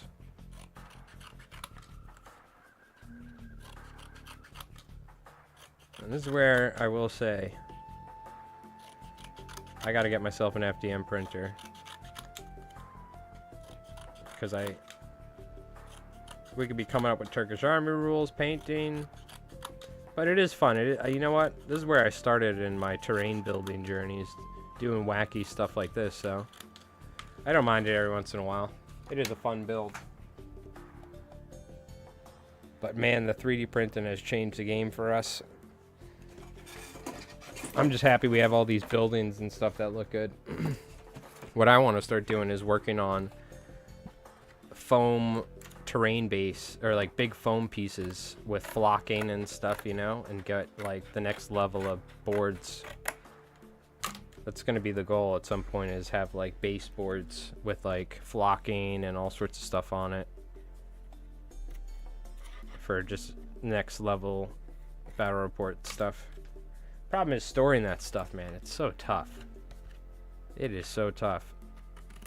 But I made a hill piece. I'm going to end up probably keeping it in the basement, but it's a big 4-foot by 2-foot depth.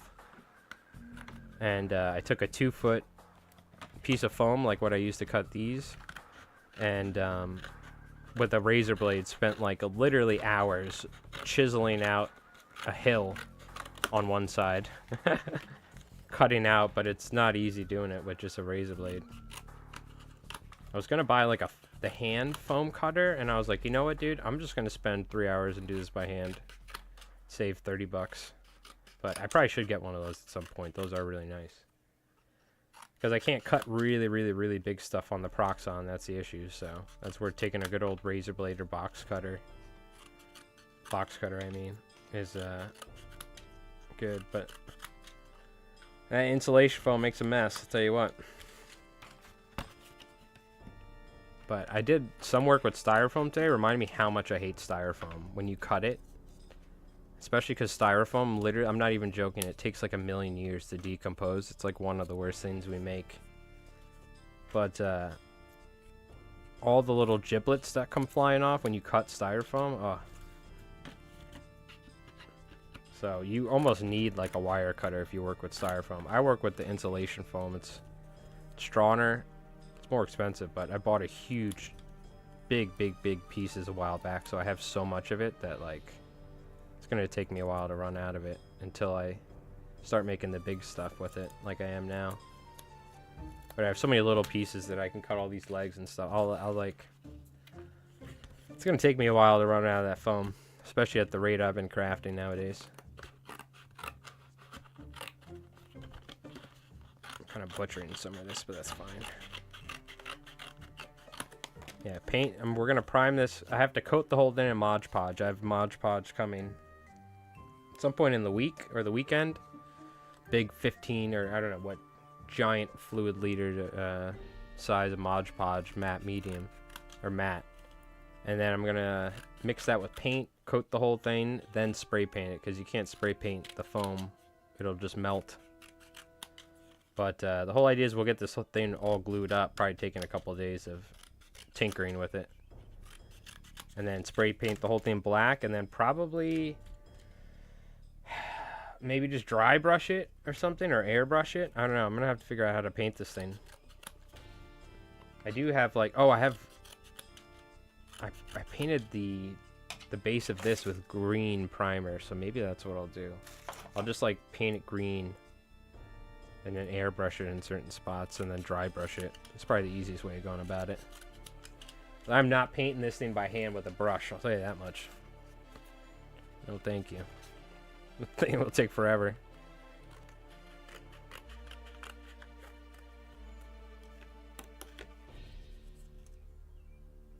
Take forever. Alright. Got some pieces. I'll keep these little round guys off to the side.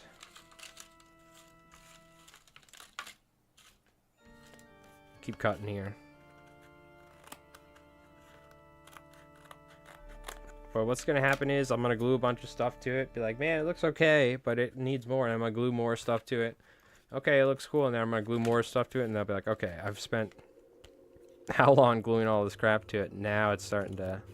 It takes like, you know, stages. This would take a while to sit down and do one shot.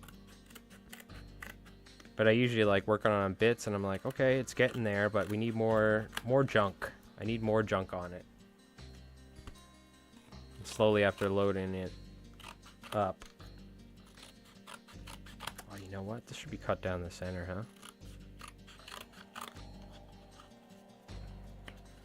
Do I have more of this stuff? I do. Okay. Just in case I want to cut some really big pieces.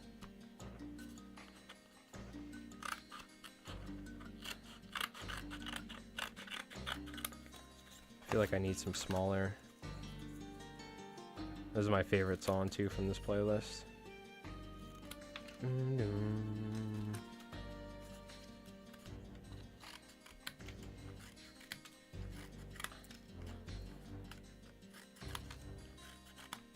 know, the funny thing is, look how long we've been sitting here cutting, or like how much stuff we've cut. This probably still is not enough. We need even more to cover all 6 legs and everything. I always cut so much, and then I still never have enough. It's always how it goes when I do these projects.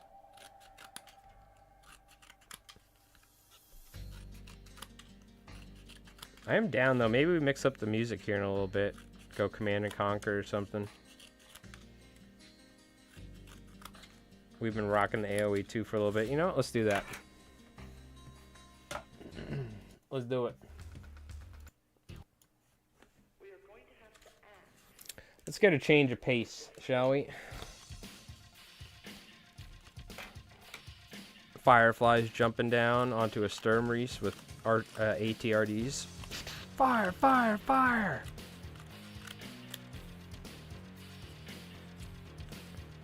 So we got this 3,000 point Apocalypse game I'm editing. I need to get other people to do voices. Oh, it's funny actually, Ed Scar sent me some British voice lines on Discord. So I have British voice lines from Ed Scar. That's funny. I just gotta credit him as all he said. I'm like, yeah, of course.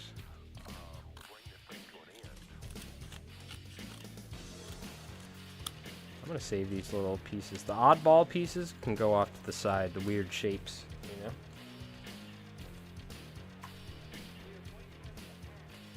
Let me know if the music's too loud.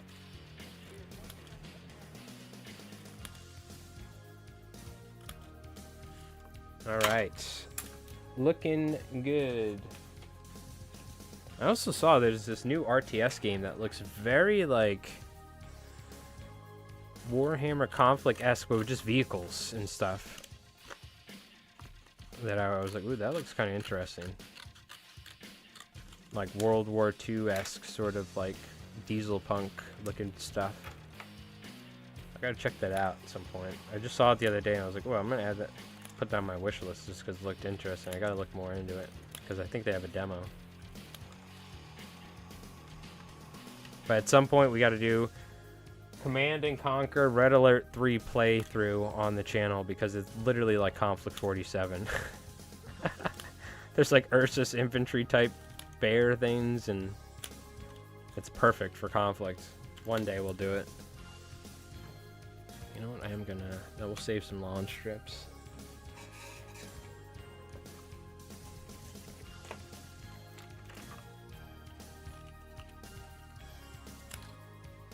Pretty much just trying to cut everything square is all, you know? Square-ish.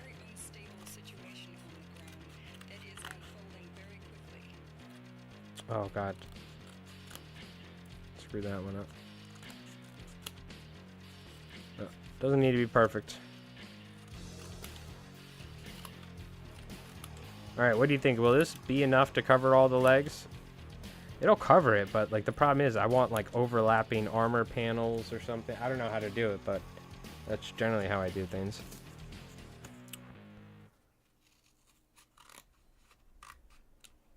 I do have other stuff that we can glue to it as well. I have wires downstairs. A lot of this stuff will probably be either for another stream or for off stream. We'll probably work on it maybe next week actually. During the I forgot we're gonna stream during the week some days, so before Morty hops on. I forgot. I do want some lawn strips. I'm gonna cut this into 2 big lawn pieces, put it off to the side with the other one.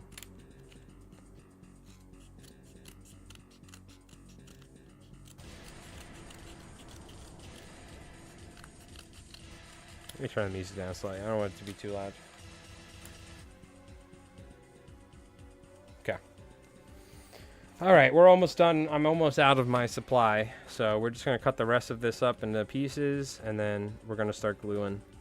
Should be enough to get going.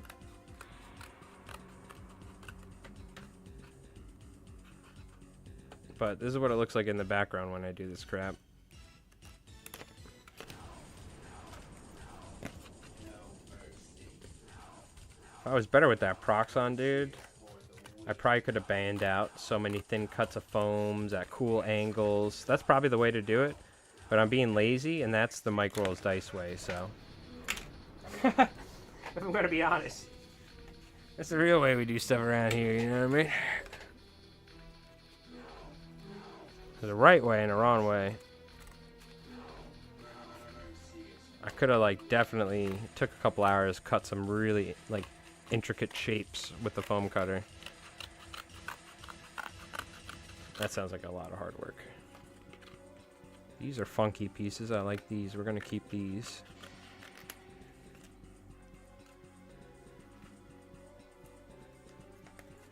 Keep these ends. They're kind of interesting, these little U-shaped pieces. Sure, I could do something with that. And here, more paneling. We'll just cut down the center and cut it again. Oh, we're almost ready to start gluing, chat. Almost there. It'll be worth it, though. So we don't have to stop and do it all the time. And, I'm telling you, dude, you'd be surprised what you can do with a bunch of pieces of cardboard.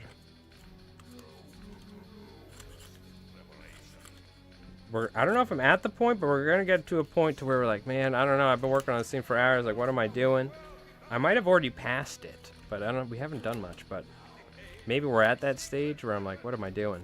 Should have just 3D printed it, this, that, and then we're going to overcome that peak of doubt, and we're going to go into the land of confidence.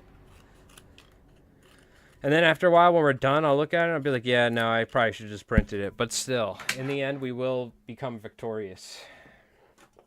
It's a cycle. It's an emotional roller coaster of terrain building. Happens a lot.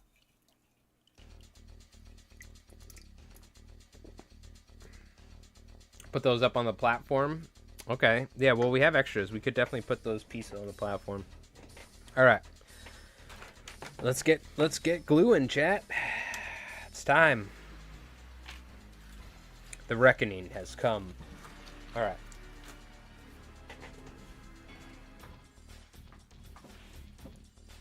Where's this bastard? This is where I kind of wish I didn't glue the legs permanently to it. But it does kind of make it somewhat easy. I can just stick it on there, right?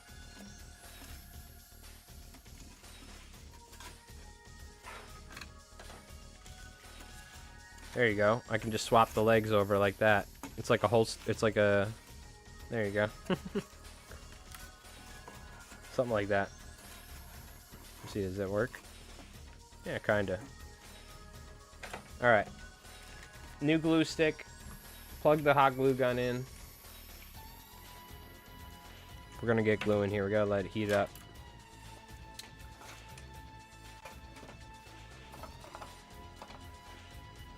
Well, it looks like something.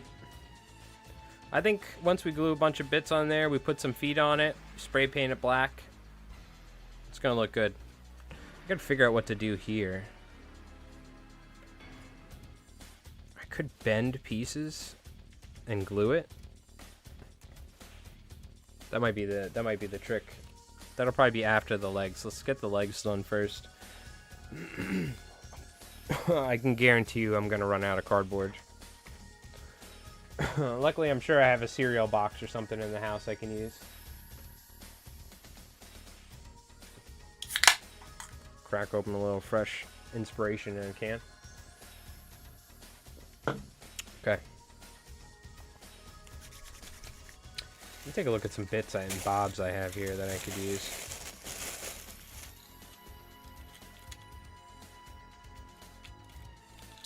Oh yeah, all these pipes and stuff, but I don't know if I want to like waste these. I might use some. I feel like I could use this on walker. Dude, I feel like I can make 2 light walkers out of these pieces right here. Looking at it. I'm missing stuff though. I'm definitely missing components here. There was like a big pipe piece that's missing, like a top and bottom, and then you have all these pipes that run to these other things, it looks like. I don't know. We'll see. These are like final touch pieces. I don't think we use stuff like this yet. We gotta do a lot of the heavy lifting right now, which is gluing on junk. Well, it looks like a lot of these are going to be a pretty good length here, so that's good.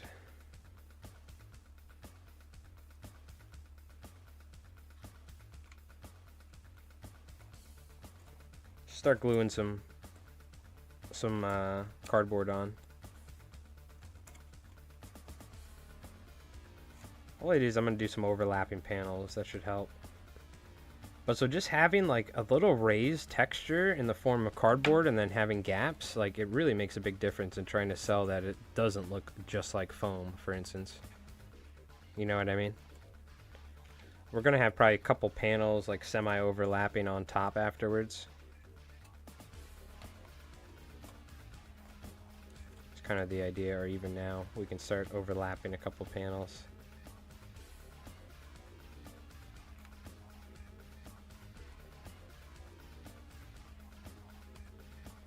Just to give it some texture. Otherwise, it's gonna 100% just look like some foam or some crap, so.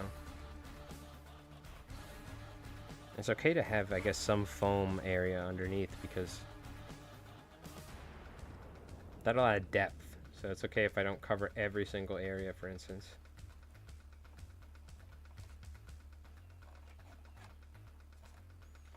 And now we just glue stuff on. Is anyone working on any hobby stuff at the moment? I know we got some folks. I think Rudy's working on one of these, but the real ones. This will also make it stronger, I just realized, which is always nice. I guess when I get to the stage where there's angles, we can cut. But for now, we just keep gluing. I still got to print a bunch of Turkish stuff. I've gotten a good amount of painting done for the Turks.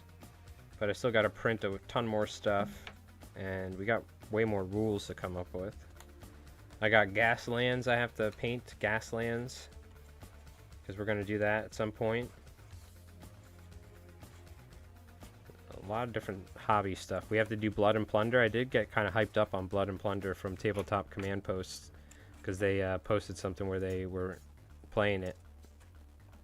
So that did kind of, I'm like, ooh, I should do that. Because it's just like 12 pirates and a captain or something, I think it is, or something. It's not much, and a ship. It's pretty affordable, too, the miniatures in that game, by the way. I was looking at their website, right? But we could always just 3D print stuff. There's a lot of good pirate prints out there. I've learned, by the way, little tip. Don't glue it to the side with the, like the actual graphic, because you can peel this away. So if you glue the, like, structural side to the foam, it could peel away if it gets wet from paint and stuff. So if you put this side out, it seems just to be better overall. But I used to go this side, the bare cardboard out, but it seems better if you do it this way. At least I've found. I don't know about you guys. So let's see here. Let's keep trying to cover stuff neatly, and then I don't want too much overlapping panels here. I don't look too shoddy. We'll probably do some sort of trim work where like there's a piece of cardboard that runs along the edges to tie it all together, you know? And I'm gonna have to make something to make it look like there's mechanical pieces for the legs. I don't know what, but do something like this.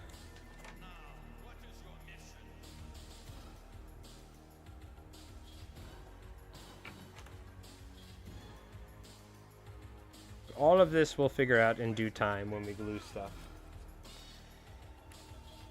We just gotta keep gluing. I just realized these are all different sizes, so we have the fun of picking up different pieces every time and seeing if they fit. It's like a puzzle.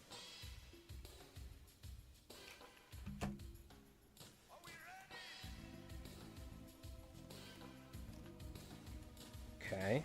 Yeah, we're gonna definitely have to do like vertical lawn pieces to break up the dichotomy of all this cardboard, you know what I mean? It's very simple at the moment. Yeah, this is going to take a little while, but it's going to probably be quicker than 9 days of 3D printing. But Rev could go to work and make money while he's 3D printing. This, I'm spending precious time.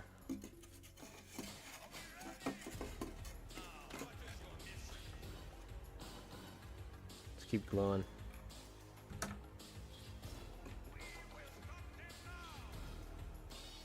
Luckily, most of the pieces are around the right size. Luckily. Makes things a lot easier. And I just eyeballed it.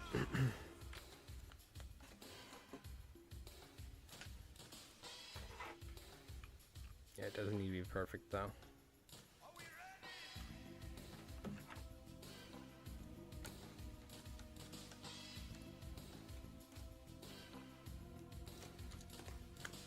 Little imperfection.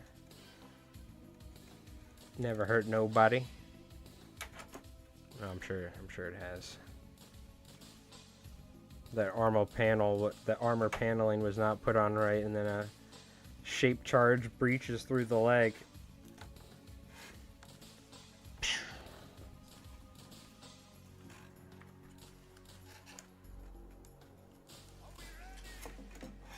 So I can always cut or fold these if I have some overlap. You know, I should probably do the backside too. I'm not going to spend as much time on that, obviously, because it's probably going to be harder to see, but I can't leave it bare, right? I'm going to have to do something. Because we're going to film this from I'm sure we're going to film this from all sorts of cool angles. Because everyone's going to be fighting around it and shooting it. And so I do need to touch up the back sides of the legs. Probably underneath the walker as well. I need to figure out a way to maybe have something come underneath it a little bit. Like a little command area or something. I don't know. We'll figure that out.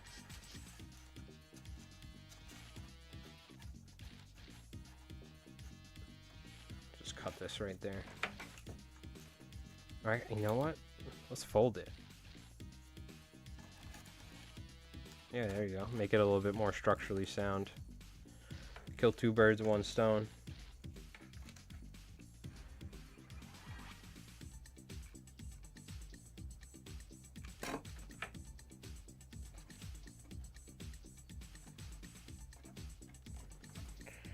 Okay. Okay. Slap that on there. All right, we're doing it. This is honestly the sort of thing that is going to be, I got to put something, you know, when I'm done streaming, I got to put something on in the background, like a stream or a video or something, and just sit down and go to town on it. That's what I'm going to have to do.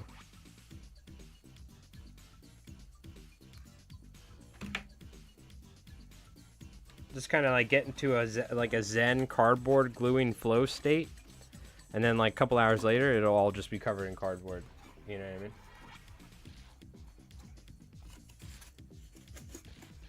Just try and break it up somewhat, right? We're definitely going to need to add, so I'm thinking like there's probably going to be popsicle sticks that go up along the sides.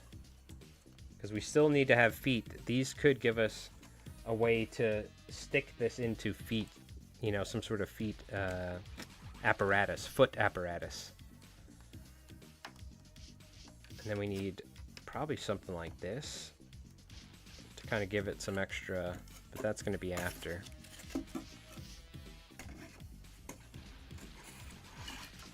Okay.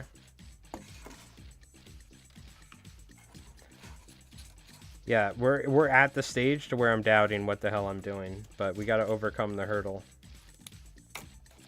We're definitely at that stage. It's a natural cycle. Terrain building. You're questioning what you're doing on a Saturday afternoon, gluing pieces of cardboard box to some angular pieces of foam you put together for a one-time battle report. We're there. We're at that peak, or at that stage. We got to overcome the hurdle, chap. where we're questioning our life choices. Happens to the best of the homemade terrain builders. Ooh, we're getting fancy now. We got angular pieces. Yeah, this is... I like that.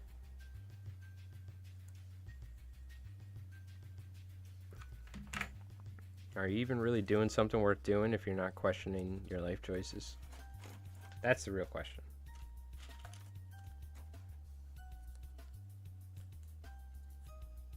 Okay, so we're definitely going to do this on each one. It's a nice little kind of finish off. Not finish off, but more angular breakup to make it look not like foam.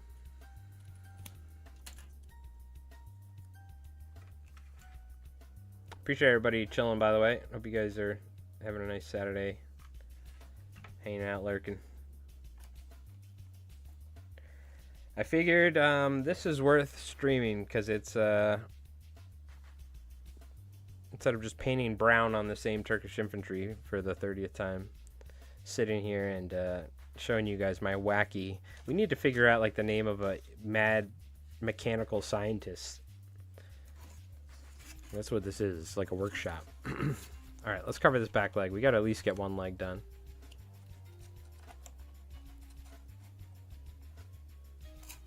Oh, we can kind of go here. Oh, I like that. It's going to make it even stronger, too.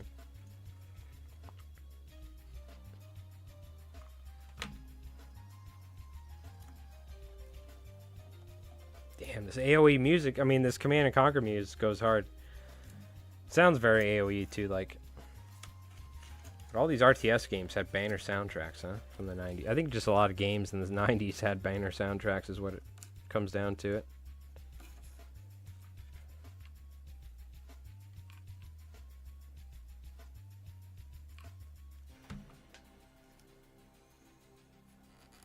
By the way, if you're wondering, I'm using Surebond low temp glue sticks because they're just cheap and you get them in a giant bag.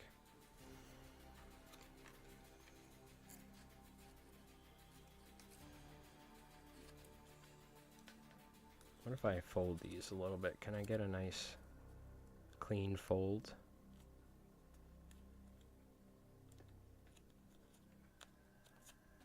Oop, don't burn yourself on the hot glue gun. Something I've done many times in my days. I also use a hot glue gun to tie certain flies, and I've tied like so many over the years.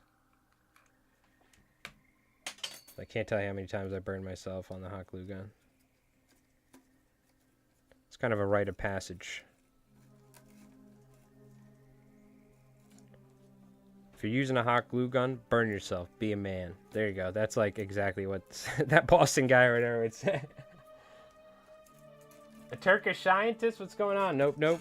It's more like Colonel von Liechtenstein outsourced his his Sturmriese, or whatever the hell you pronounce this thing. He outsourced it to a Turkish manufacturer because he's kind of doing this behind Heinrich Ross's back. Colonel von Liechtenstein is my Stalltroopen commander that I named. So, this is a budget Sturmriese. Yes. But it is Axis. It is for Festung Europa. We're building it for the Feld the Giant scenario. So if we glue pieces... Oh, now I would say now is the time we... Now's the time we do popsicle sticks. I want to finish one leg. That's what I want to do right now. I want to see how we're doing these legs. So we're going to glue these. These need to come down to a certain point because we're going to have other popsicle sticks. But the main reason is because we're going to use this as a way to attach the legs to something. Also, it's kind of cool. It kind of looks like it's mechanical bracing, I guess.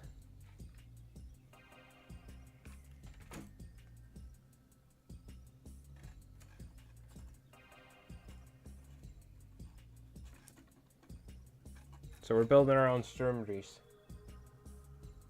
Suli Mech Sandworks? There you go. I was thinking of Öztürk's welding and manufacturing bazaar.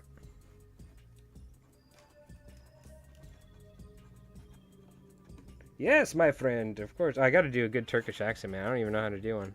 My dad's Turkish. But the funny thing is, my dad is like his accent, so it's like half American, half Turkish now. It's funny. I got to figure a good Turkish accent though. Merhaba. Nisselson is. Of course, we'll build your Sturmriese to perfect standards, no worries. Meanwhile, the guy is like taking half the money and like buying a new boat or something for the Bosphorus Canal. This is a shady ass Turkish businessman or something. I've got a little mech suit for Turkish Zogling. Also, open-topped spinners. Oh, hell yeah, dude. Oh, I saw the mech suit. I was scrolling around. I saw the mech suit. I know exactly what you're talking about. That's cool. Yeah, we gotta make a couple Turkish named characters, for sure.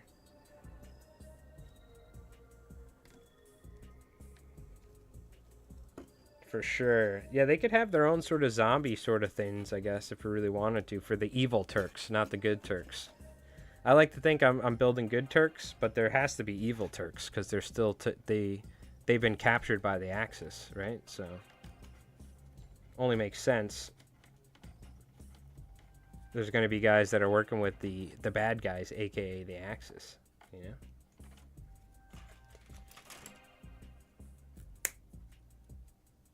Oh, these things do not like being cut like this, but whatever. Woo, that shit went ricocheting off the wall, dude.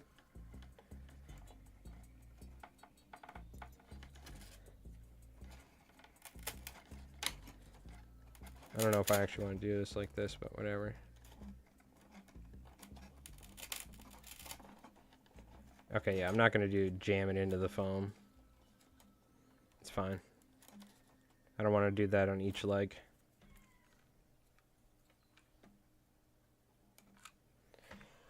More hot glue. This is definitely like we're going to use a bag of hot glue on this sucker.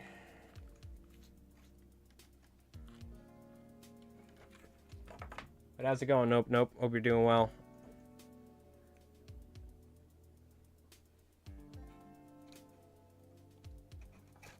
Okay. Again, a lot of this stuff we're going to cover up with even more giblets and parts. That's the secret. Is, when in doubt, more crap. The good thing is this will make this stronger, though. I was a little worried this thing's going to be, like, fall apart on us.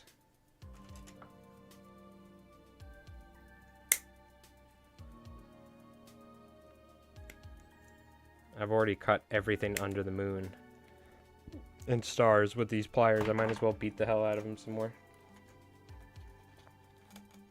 Okay, yeah, see that? Just even that looks kind of better right there, you know?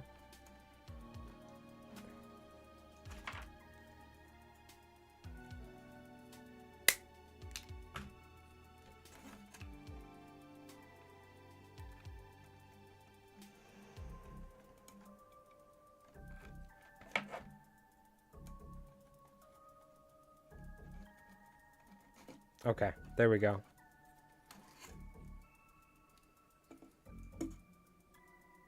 Now what we could do is cardboard strips glued on top of it, but I want to do this like all the way around. Again, as you can see,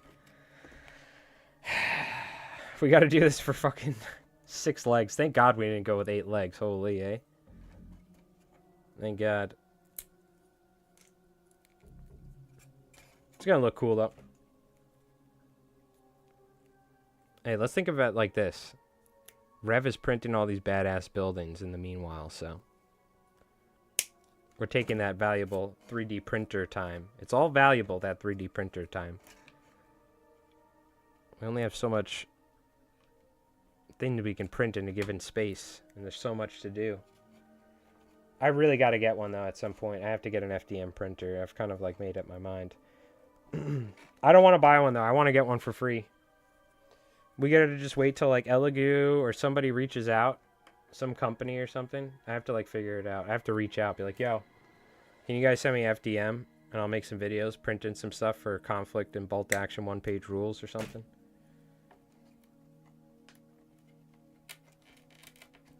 Because, it's time. I need an FDM. After just having a resin printer this whole time, I see what the Dude, FDM printers are getting so good nowadays. It's crazy how good they are compared to when I first got into 3D printing with the resin printer. Wild. Hiding from the Arizona heat, enjoying your battle reports. How are things in your mad cardboard form lab? They're going all right, because look, this is going to be the heavy hitter. I mean, this is going to be the heavy carry. Is we already have this done. This is the star of our 3,000 point apocalypse game. And we have the orb, you know, the glowing orb. But, so we're trying to make a Sturmriese, and it's going all right. It'll be cool, right? For one-time video battle report, I'm sure it's going to be great. No, I'm telling you right now, if I make this thing, we're using it multiple times. I don't know if we're going to use the Sturmriese rules, but we're going to definitely figure out a way of using this more. I'll tell you that much.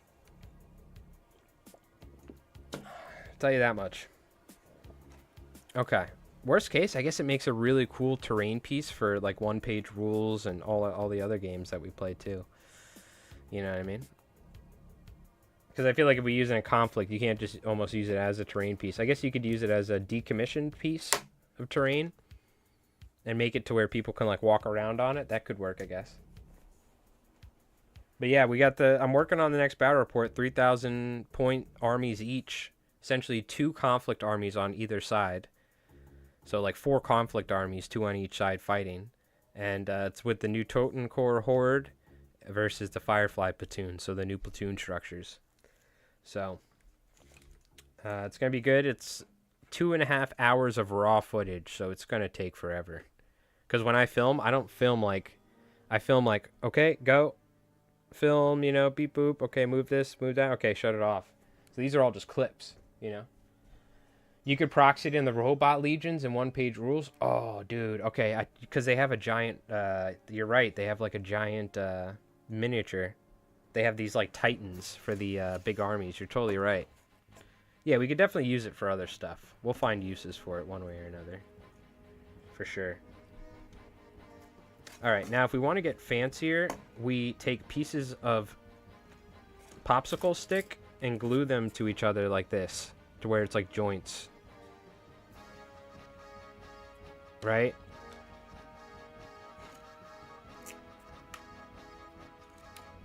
Yeah, that's probably what we should do. Just to make it look a little bit more, or at least like this. A Wraith Shard? Yeah. Dude, I'm excited to play more one-page rules. First off, that video got so many views. That Grimdark Future one is the highest viewed video I think I've made on YouTube in the first 24, or in the first 48 hours, or whatever it was. First week. But we're going to do, like, Napoleon versus Tyranids. I want to do, like random stuff from different games and universes fighting each other. World War II Germans versus, I don't know what, something, you know? And, like, Star Wars character, like, Star Wars armies. I want to do everything. I just want to mix all these different universes and games, because that's what one-page rules is about. One-page rules gives you, it's like a blank canvas, and gives you game mechanics, and then you write your own story every time you play the game. That's where I think one-page rules really shines. So I really want to do that some more.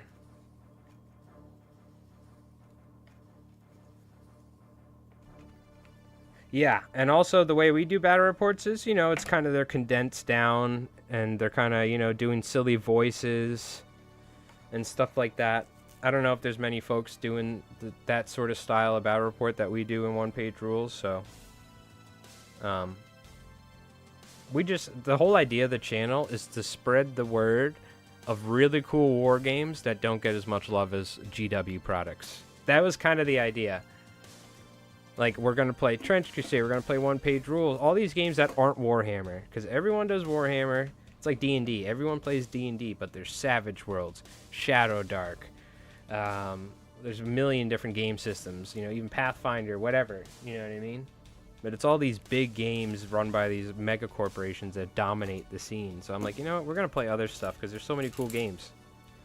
I'm so excited to do Gaslands. I got to start painting my Gaslands. I was very tempted to paint Gaslands today, but We know Conflict's a heavy hitter on the channel, so we kind of prioritize Conflict a lot.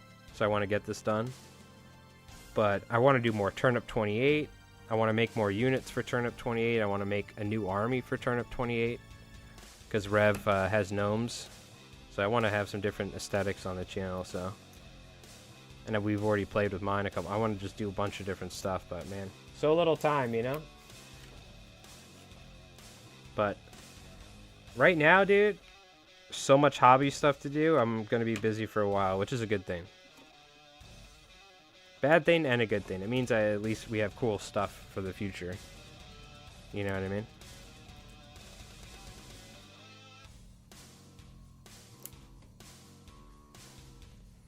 Yeah, the more crap we glue onto this thing, the better it's going to look. That's what I've learned in my days. Yeah, we have a 2K point, and people pointed out, like, you should be doing 3K, 4K games for one-page rules. But we did a 2K game to learn the larger scale game, and that's with the Human Defense Force versus the Lust Brothers. I used my Emperor's Children and Rev's Guard army. So that'll be coming out at some point, but I mean, we're kind of building a little backlog of videos here, which is good. So the idea is we kind of do 2 Conflict videos and then we do a different game, but we'll see. I don't know. There's so much stuff to do on the channel, dude. We got a lot of exciting stuff ahead, but also a ton of work. So I'm excited for all the different games like Gaslands, Blood and Plunder, whole bolt action campaigns. I'm really excited for bolt action. I forgot to mention, but there wasn't really too much to make a post about it on like YouTube or whatever, but they had Prime Day deals. I got a German winter hair army starter box, normally $160 on Warlord, on their website. I got it for 90. It was like $98 on the Prime Day deal. Because you gotta realize on Amazon, I think a lot of the starter armies that have been out for a while, you can find them for like $120, $130. But this was like $90 or 90 something bucks. I got Panzer IV, a Opel Blitz or the Marauder half track, 48 or 44 German winter air infantry units, 2 MMG squads, and a medium mortar squad, as well as medics and other stuff. So now I have a full bolt action German winter army along with my Fallschirmjägers that I bought from Warlord, and I have my American winter army. Rev has a full Soviet winter army, and at some point he's going to have his whole Japanese army and Commonwealth, so I need to do something for them like Marines or whatever. But dude, we have so much. Black Seas is the what is Black Seas part of Blood and Plunder but a ship game, or is that a Warlord games thing? Their epic version. There's so many games. We are playing a 2,500 point robot versus demons tomorrow. OPR definitely is taking over the group I play with. I love to hear that. You know, because One Page Rules has always been loved by the community. But now that they're like really pumping out content and they're coming out with even plastic miniatures for them, and they're just handling everything so beautifully with how they handle the game, I think it's more popular than it's ever been before.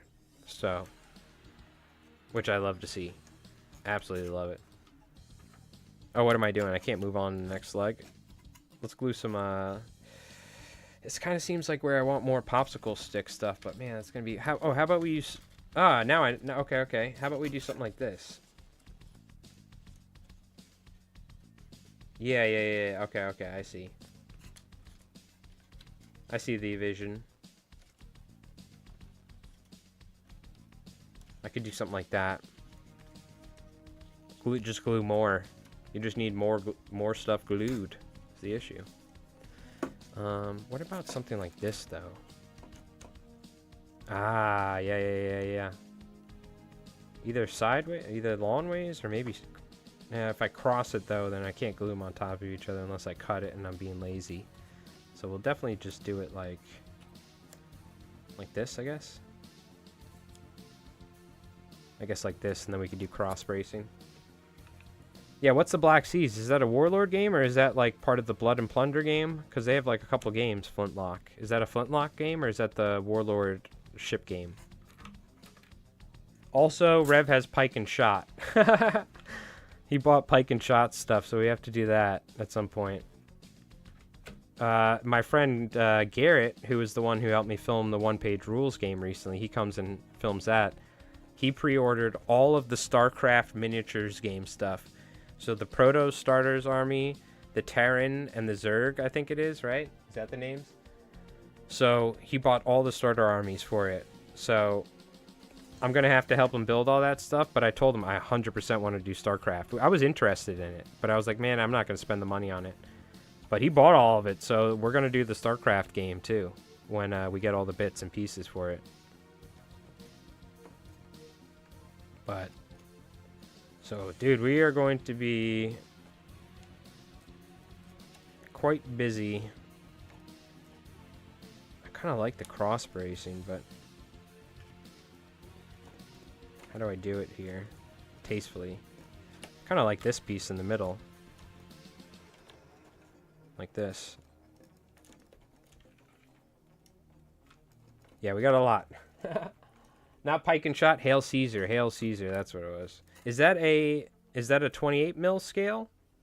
It's like pike and shot, but just earlier in time in history, right? With like Romans or something. It's the same scale. It's not like an epic game, right? Yeah, Hail Caesar. It's just like Roman times instead of when gunpowder's been introduced into combat or whatever, right? I guess we just have a piece.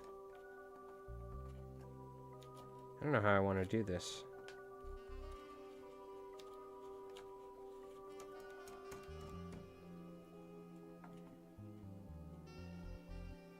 This might just be cardboard. Might be a cardboard situation. I kind of do want some bracing though, maybe going this way. I'm trying to think about, look, I need to replicate this, right? So the more I do, the more work I'm going to have to do. So probably cardboard. The more I have to chop those freaking sticks with this pliers, the less I'll be happy. Yeah, 28. Okay, nice. Didn't want to mess with the scale of terrain. Yeah, that makes total sense. Cool. I'm down for that one day when we get it done.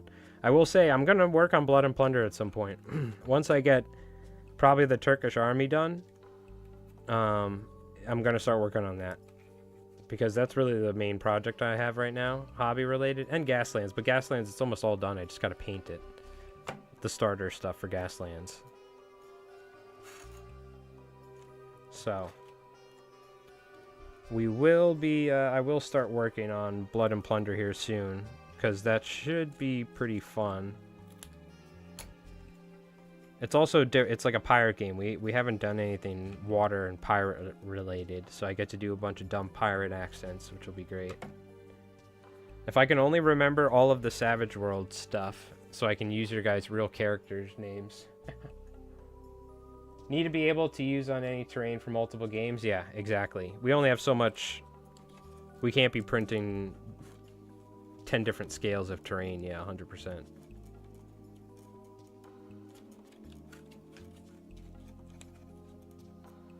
Gotta cover this section up a little bit.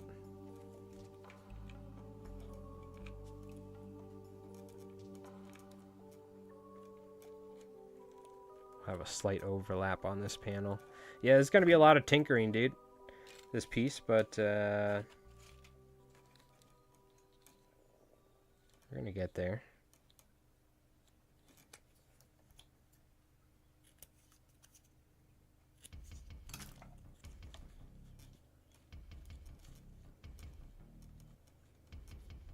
Glue some random edges and pieces and cuts here.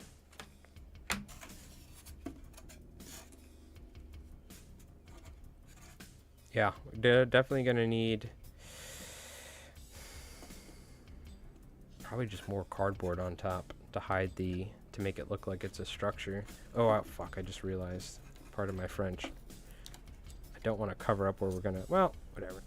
Jam it into for the legs. That's where the legs are gonna go.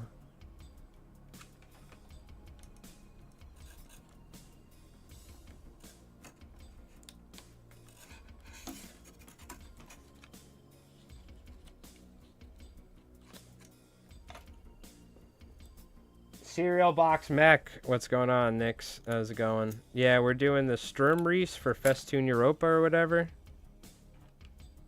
Cereal box, foam, some dollar store components, some old junk from the Kit Bash boxes. Probably take a couple days, but we'll get there. We'll make something out of this crap. I've got Rennie all grown up. Oh, damn. So she came back to the real world and is now leading a, so I have pirates, right? So you're going with, like a civilized group of people. Is it, like, the British or something? I forget. I have to look in the book. But there's, like, French, British, Dutch, mercenaries. There's whatever. There's pirates. Those are, like, the factions.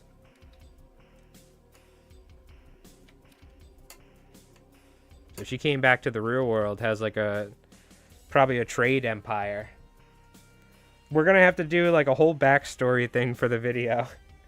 So this little girl that was a necromancer went into a alternate water world reality situation and ended up wanted to destroy the world, but ended up not. But then kinda, I forget how it all ended, but yeah. And now you've come back.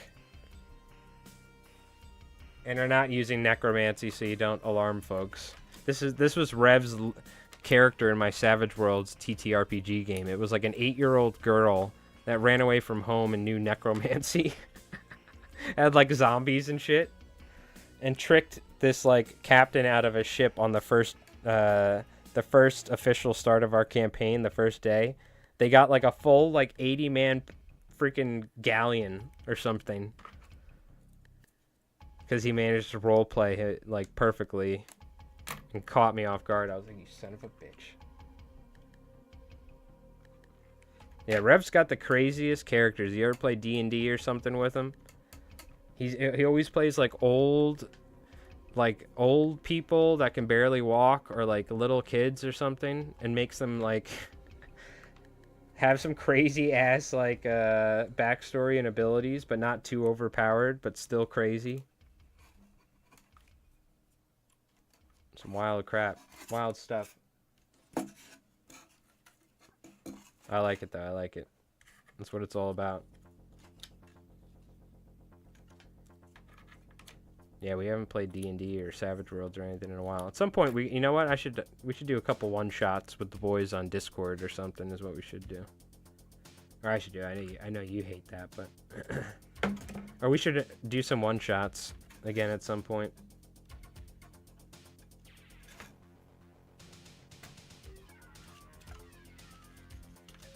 Takes a lot of work though, man. DMing and stuff like that. A lot of hard work. We did a couple Halloween one-shots and things like that, man. It was like a freaking week of preparation for one day shindig. You know?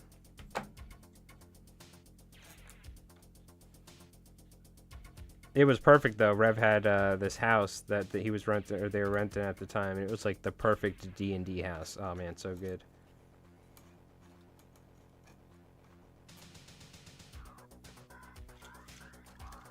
Good times, good times.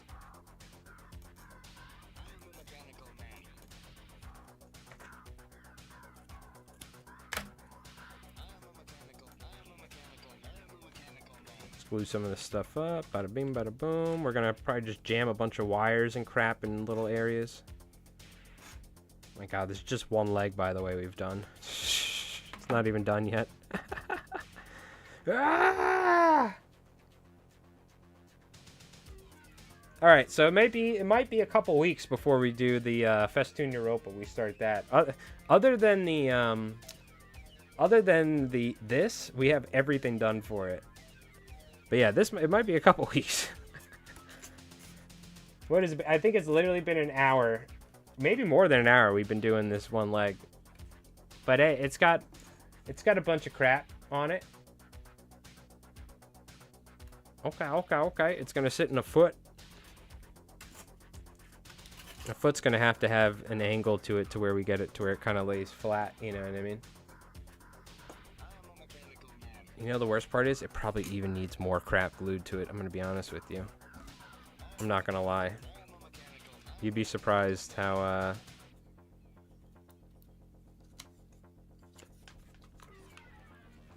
just adding more stuff to it adds depth. At some point, though, here, we gotta start changing what I glue onto the leg. Some different sort of texture, material, or something. We gotta mix it up.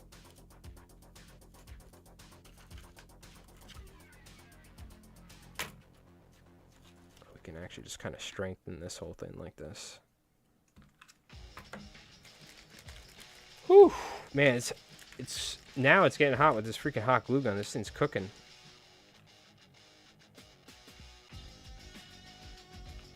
One thing though, so what we'll do is we'll like work on this area of the walker. Instead of like, I'm telling you right now, it's gonna take me a while to do all this for each leg. So it's kind of like we're figuring out how we're gonna do it. This ain't bad. This ain't a bad start. You paint this black, you dry brush it. I think I just glue more pieces of cardboard to it, make it look like metal. Ideally, find something like cylindrical to make like a little cog here. And I think I have some stuff I can use from the Tiger Tank stuff. But when it comes to... Ideally, I almost kind of want to put something here, glue it underneath. That also reminds me, I need to hot glue this entire thing. I almost forgot. Let's just do this. So it doesn't fall out one day by accident.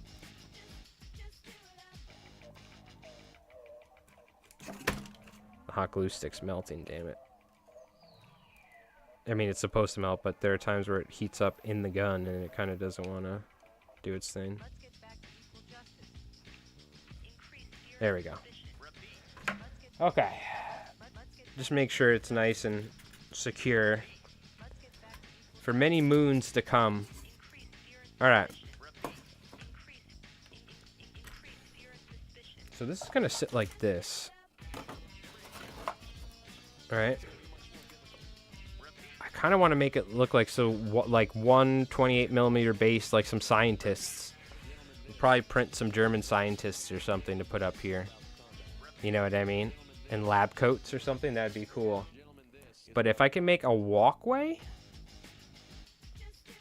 so it might be something like this, and going around the whole thing and making, or using larger pieces, you know what I mean? I would need to find some way. That's an option. And then I need railings.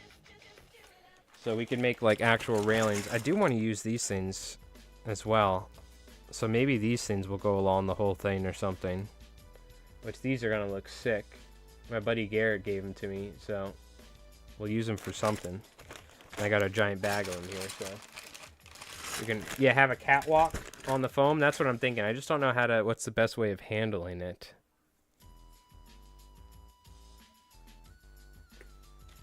What if can I just take like popsicle sticks and like, oh, if these were a little bit longer, dude. You know what I mean? What if we do this? Like flat piece, angular, flat piece, angular. I could do something like that. I'm out of all the materials. Do I have any flat pieces of foam over there I can use? I'd have to cut it. The easiest thing to be is just use the cardboard. Okay, so that'll work for sure. Do I have any more of these jumbo sticks? That could work as well. But probably the cardboard's the easiest thing. So I bet it's probably like this. You do a flat piece here. Then there's... And that can go on top of the angled piece. So you do an angled piece like this. Then a flat on top. You start off with these angled pieces like this. Probably the way to do it. Because I don't necessarily want it to be like... too wide either, you know what I mean? So yeah, something like this probably. Just have it angled. And then put armor plating for the floor. And then glue those. I got all these, I can make railing. No railings. The action doesn't get OSHA. Okay, no railings, but what they do have are these cool cathedral things with skulls. They do have those because they're very menacing. So this will be like that or something, you know? Still haven't figured out. Do I want it on the legs? I think it should be on the foam. Or like on these pieces like this. And it'll go around. What's the width on these? I should what I need to do is I need to cut new pieces and cut them flush probably is the best thing. Okay. All right, so that's that. I can make not railing, but I have also these little mini wood sticks that I could use for something. Probably like some sort of just more detail work, possibly on these when it's done and covered in cardboard. Okay. Yeah, so the railing, that's probably the best bet. Some sort of cardboard or something like that. I don't necessarily... I'm trying to think what's the best material I have or what I could use. Give me a sec. Do I have anything here?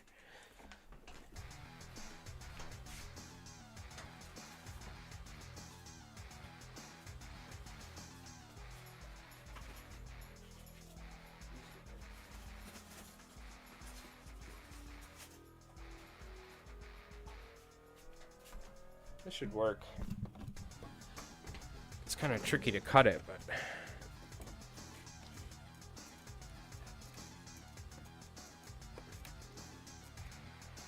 Just kind of do something like this.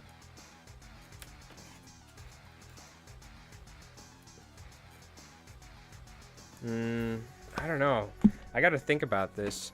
It's almost like I almost want to take the foam cutter and cut like a piece, but you know, it's like, does it matter if it's rounded? Not really.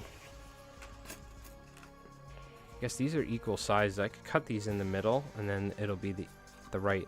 They'll all be the same width and size. Should be, at least, is the idea. Man, dude, it's so hot right now. Holy. Woo-hoo. It's hot. I think I usually cut this with like a razor, right? Oh yeah, this is, well, I can do it with scissors, just not really ideal, but we'll do it. I think we're gonna have to take a hookah lounge break here. I gotta get some fresh air.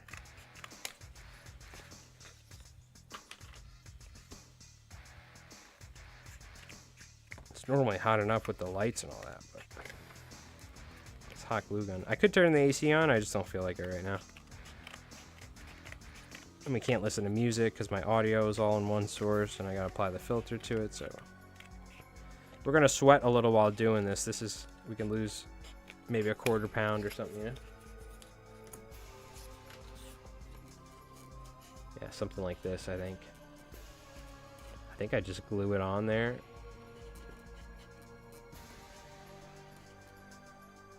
Like so. And then we'll glue pieces on top.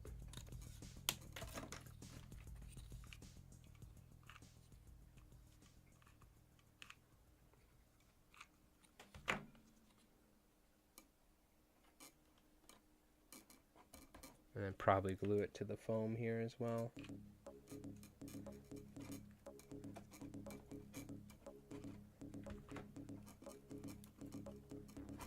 We'll have to make some sort of bracing afterwards underneath, but I'm not going to get super in depth with that at the moment.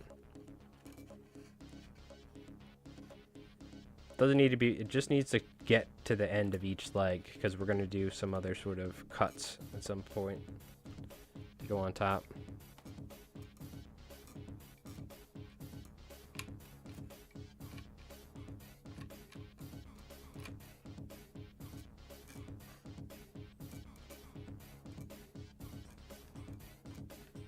What I should do is take this off and look at it from above. Because we'll put more armor paneling. We'll hide this up. This is just like the, what do you call it? This is our frame, if you will.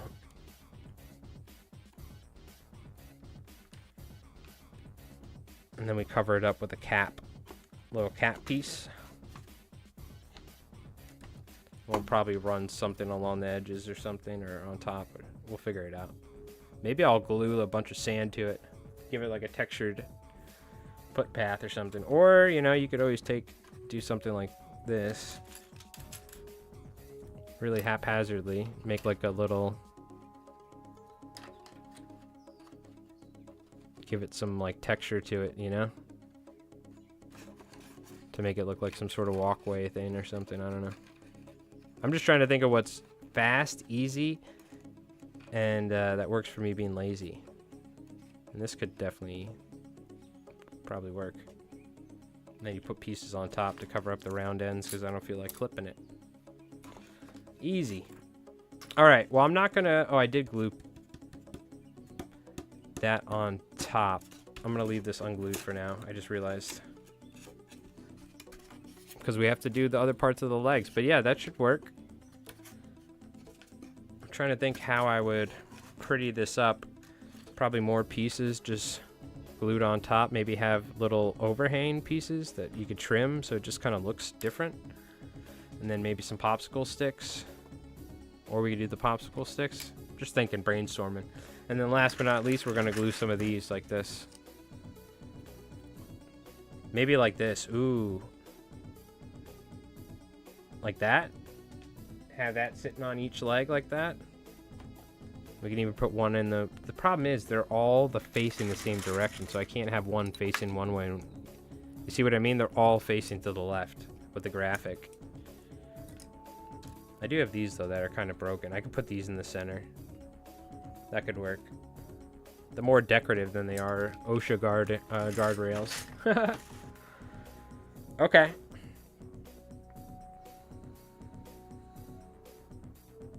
I should probably do something to cover up this as well. Which I can do a thin strip. I'm just trying to brainstorm and think what I could do. I'm going to glue wires to it. There's like little straws, little things like straws as pipes or things. These are things I got to go and search for, you know. Or I'm just thinking what else I can do. I have these pipe cleaners. I feel like I could use those pipe cleaners in a way. They're sitting on my airbrushing table. I don't know why. I just must have put them there at some point. They're like silver pipe cleaners. I bet you I could do something with those. That actually might be a nice way of running along the edges of the legs. Yeah. I don't know. I'll have to see. Or like a little barbed wire or something. Or I don't know. Okay. Cool. I'm looking like, do I want to keep going and gluing more crap on here? Really what I need to do at this point is do the rest of the legs. Do the frames, do the bits, glue all that stuff on there. That's really what I need to do. And I don't know if I necessarily feel like... I feel like taking a break before I do all that. But that's probably what I do. I do the legs and then I can work on the railing, right? And last thing I'll probably do after working on all this and adding detail and stuff, really just gluing a bunch of crap to it, is feet. I need to make feet. Which I'm going to have to figure that out because they're all going to have to be angled slightly differently to get it to sit somewhat level. You know what I mean? Okay. Oh, I wonder if I could use the pipe. Oh, yeah, we don't want to do railings. You're right. I think you're right. I don't think we should have... Well, you know, don't forget, they are still Germans, even though it's Axis. They still have that, you know, I'm sure they probably do have health and safety standards there in their manufacturing process. All right. Whew. Well, chat, what do you call it? We got a good chunk done here. I think it's really going to be me just sitting down and gluing stuff. So I think I'm probably going to do that off stream, do the rest of these legs. And then once I glue these pieces, I got a nice base platform for everything. And then it's going to be really a lot of fine detail work. So we're going to keep working this on stream, though. Because we're streaming during the week, a couple times a week now at least. We've been doing earlier in the day. So we're definitely gonna keep working on this, and we'll probably end up even maybe painting it before we end up playing with it. So, but it is quite hot. I'm gonna go outside, enjoy some cool air, and what do you call it? But I appreciate everybody hanging out for the stream and watching me start off with nothing and end with something. This. But you see the vision, right? You see what we're working with. It's very simple, but I think after essentially just another like 20 man hours of gluing stuff on here, I think we'll have a Sturmriese or something for the Festung Europa. So I'm excited anyways. We'll see how it goes. But earlier I was doubting myself. Now I'm like, okay, yep, I just got to keep going, keep gluing. And it's going to look sick in the end, so especially when you paint it and then airbrush it or dry brush it. So, but anyways, chat, I'm starving. I haven't eaten anything yet. I'm going to go eat some food, go get some fresh air, sit out in the backyard for a little bit. And what do you call it? Get back to working on some videos, too. So, no matter what, I'm going to get a lot of the bullshit done on this off stream. And then once we start working on the cool, we start adding newer details and stuff, we'll do it on stream. So, still got a ton of Turks to paint and work on the Turkish army rules, which we're going to do at some point. But anyways, chat, thank you so much for hanging out. I hope you folks have a awesome rest of your weekend. We're probably filming something tomorrow, but we have a 3,000 point apocalypse game, which will be coming out here at some point, probably next week near the end. I don't know. We'll see when. It's going to take a while. We have a Turkish conflict faction video I'm going to make, kind of painting the basic infantry and some janissaries, talking about the army and the idea. That's going to be a video. That might be the next video. It comes out somewhat soon.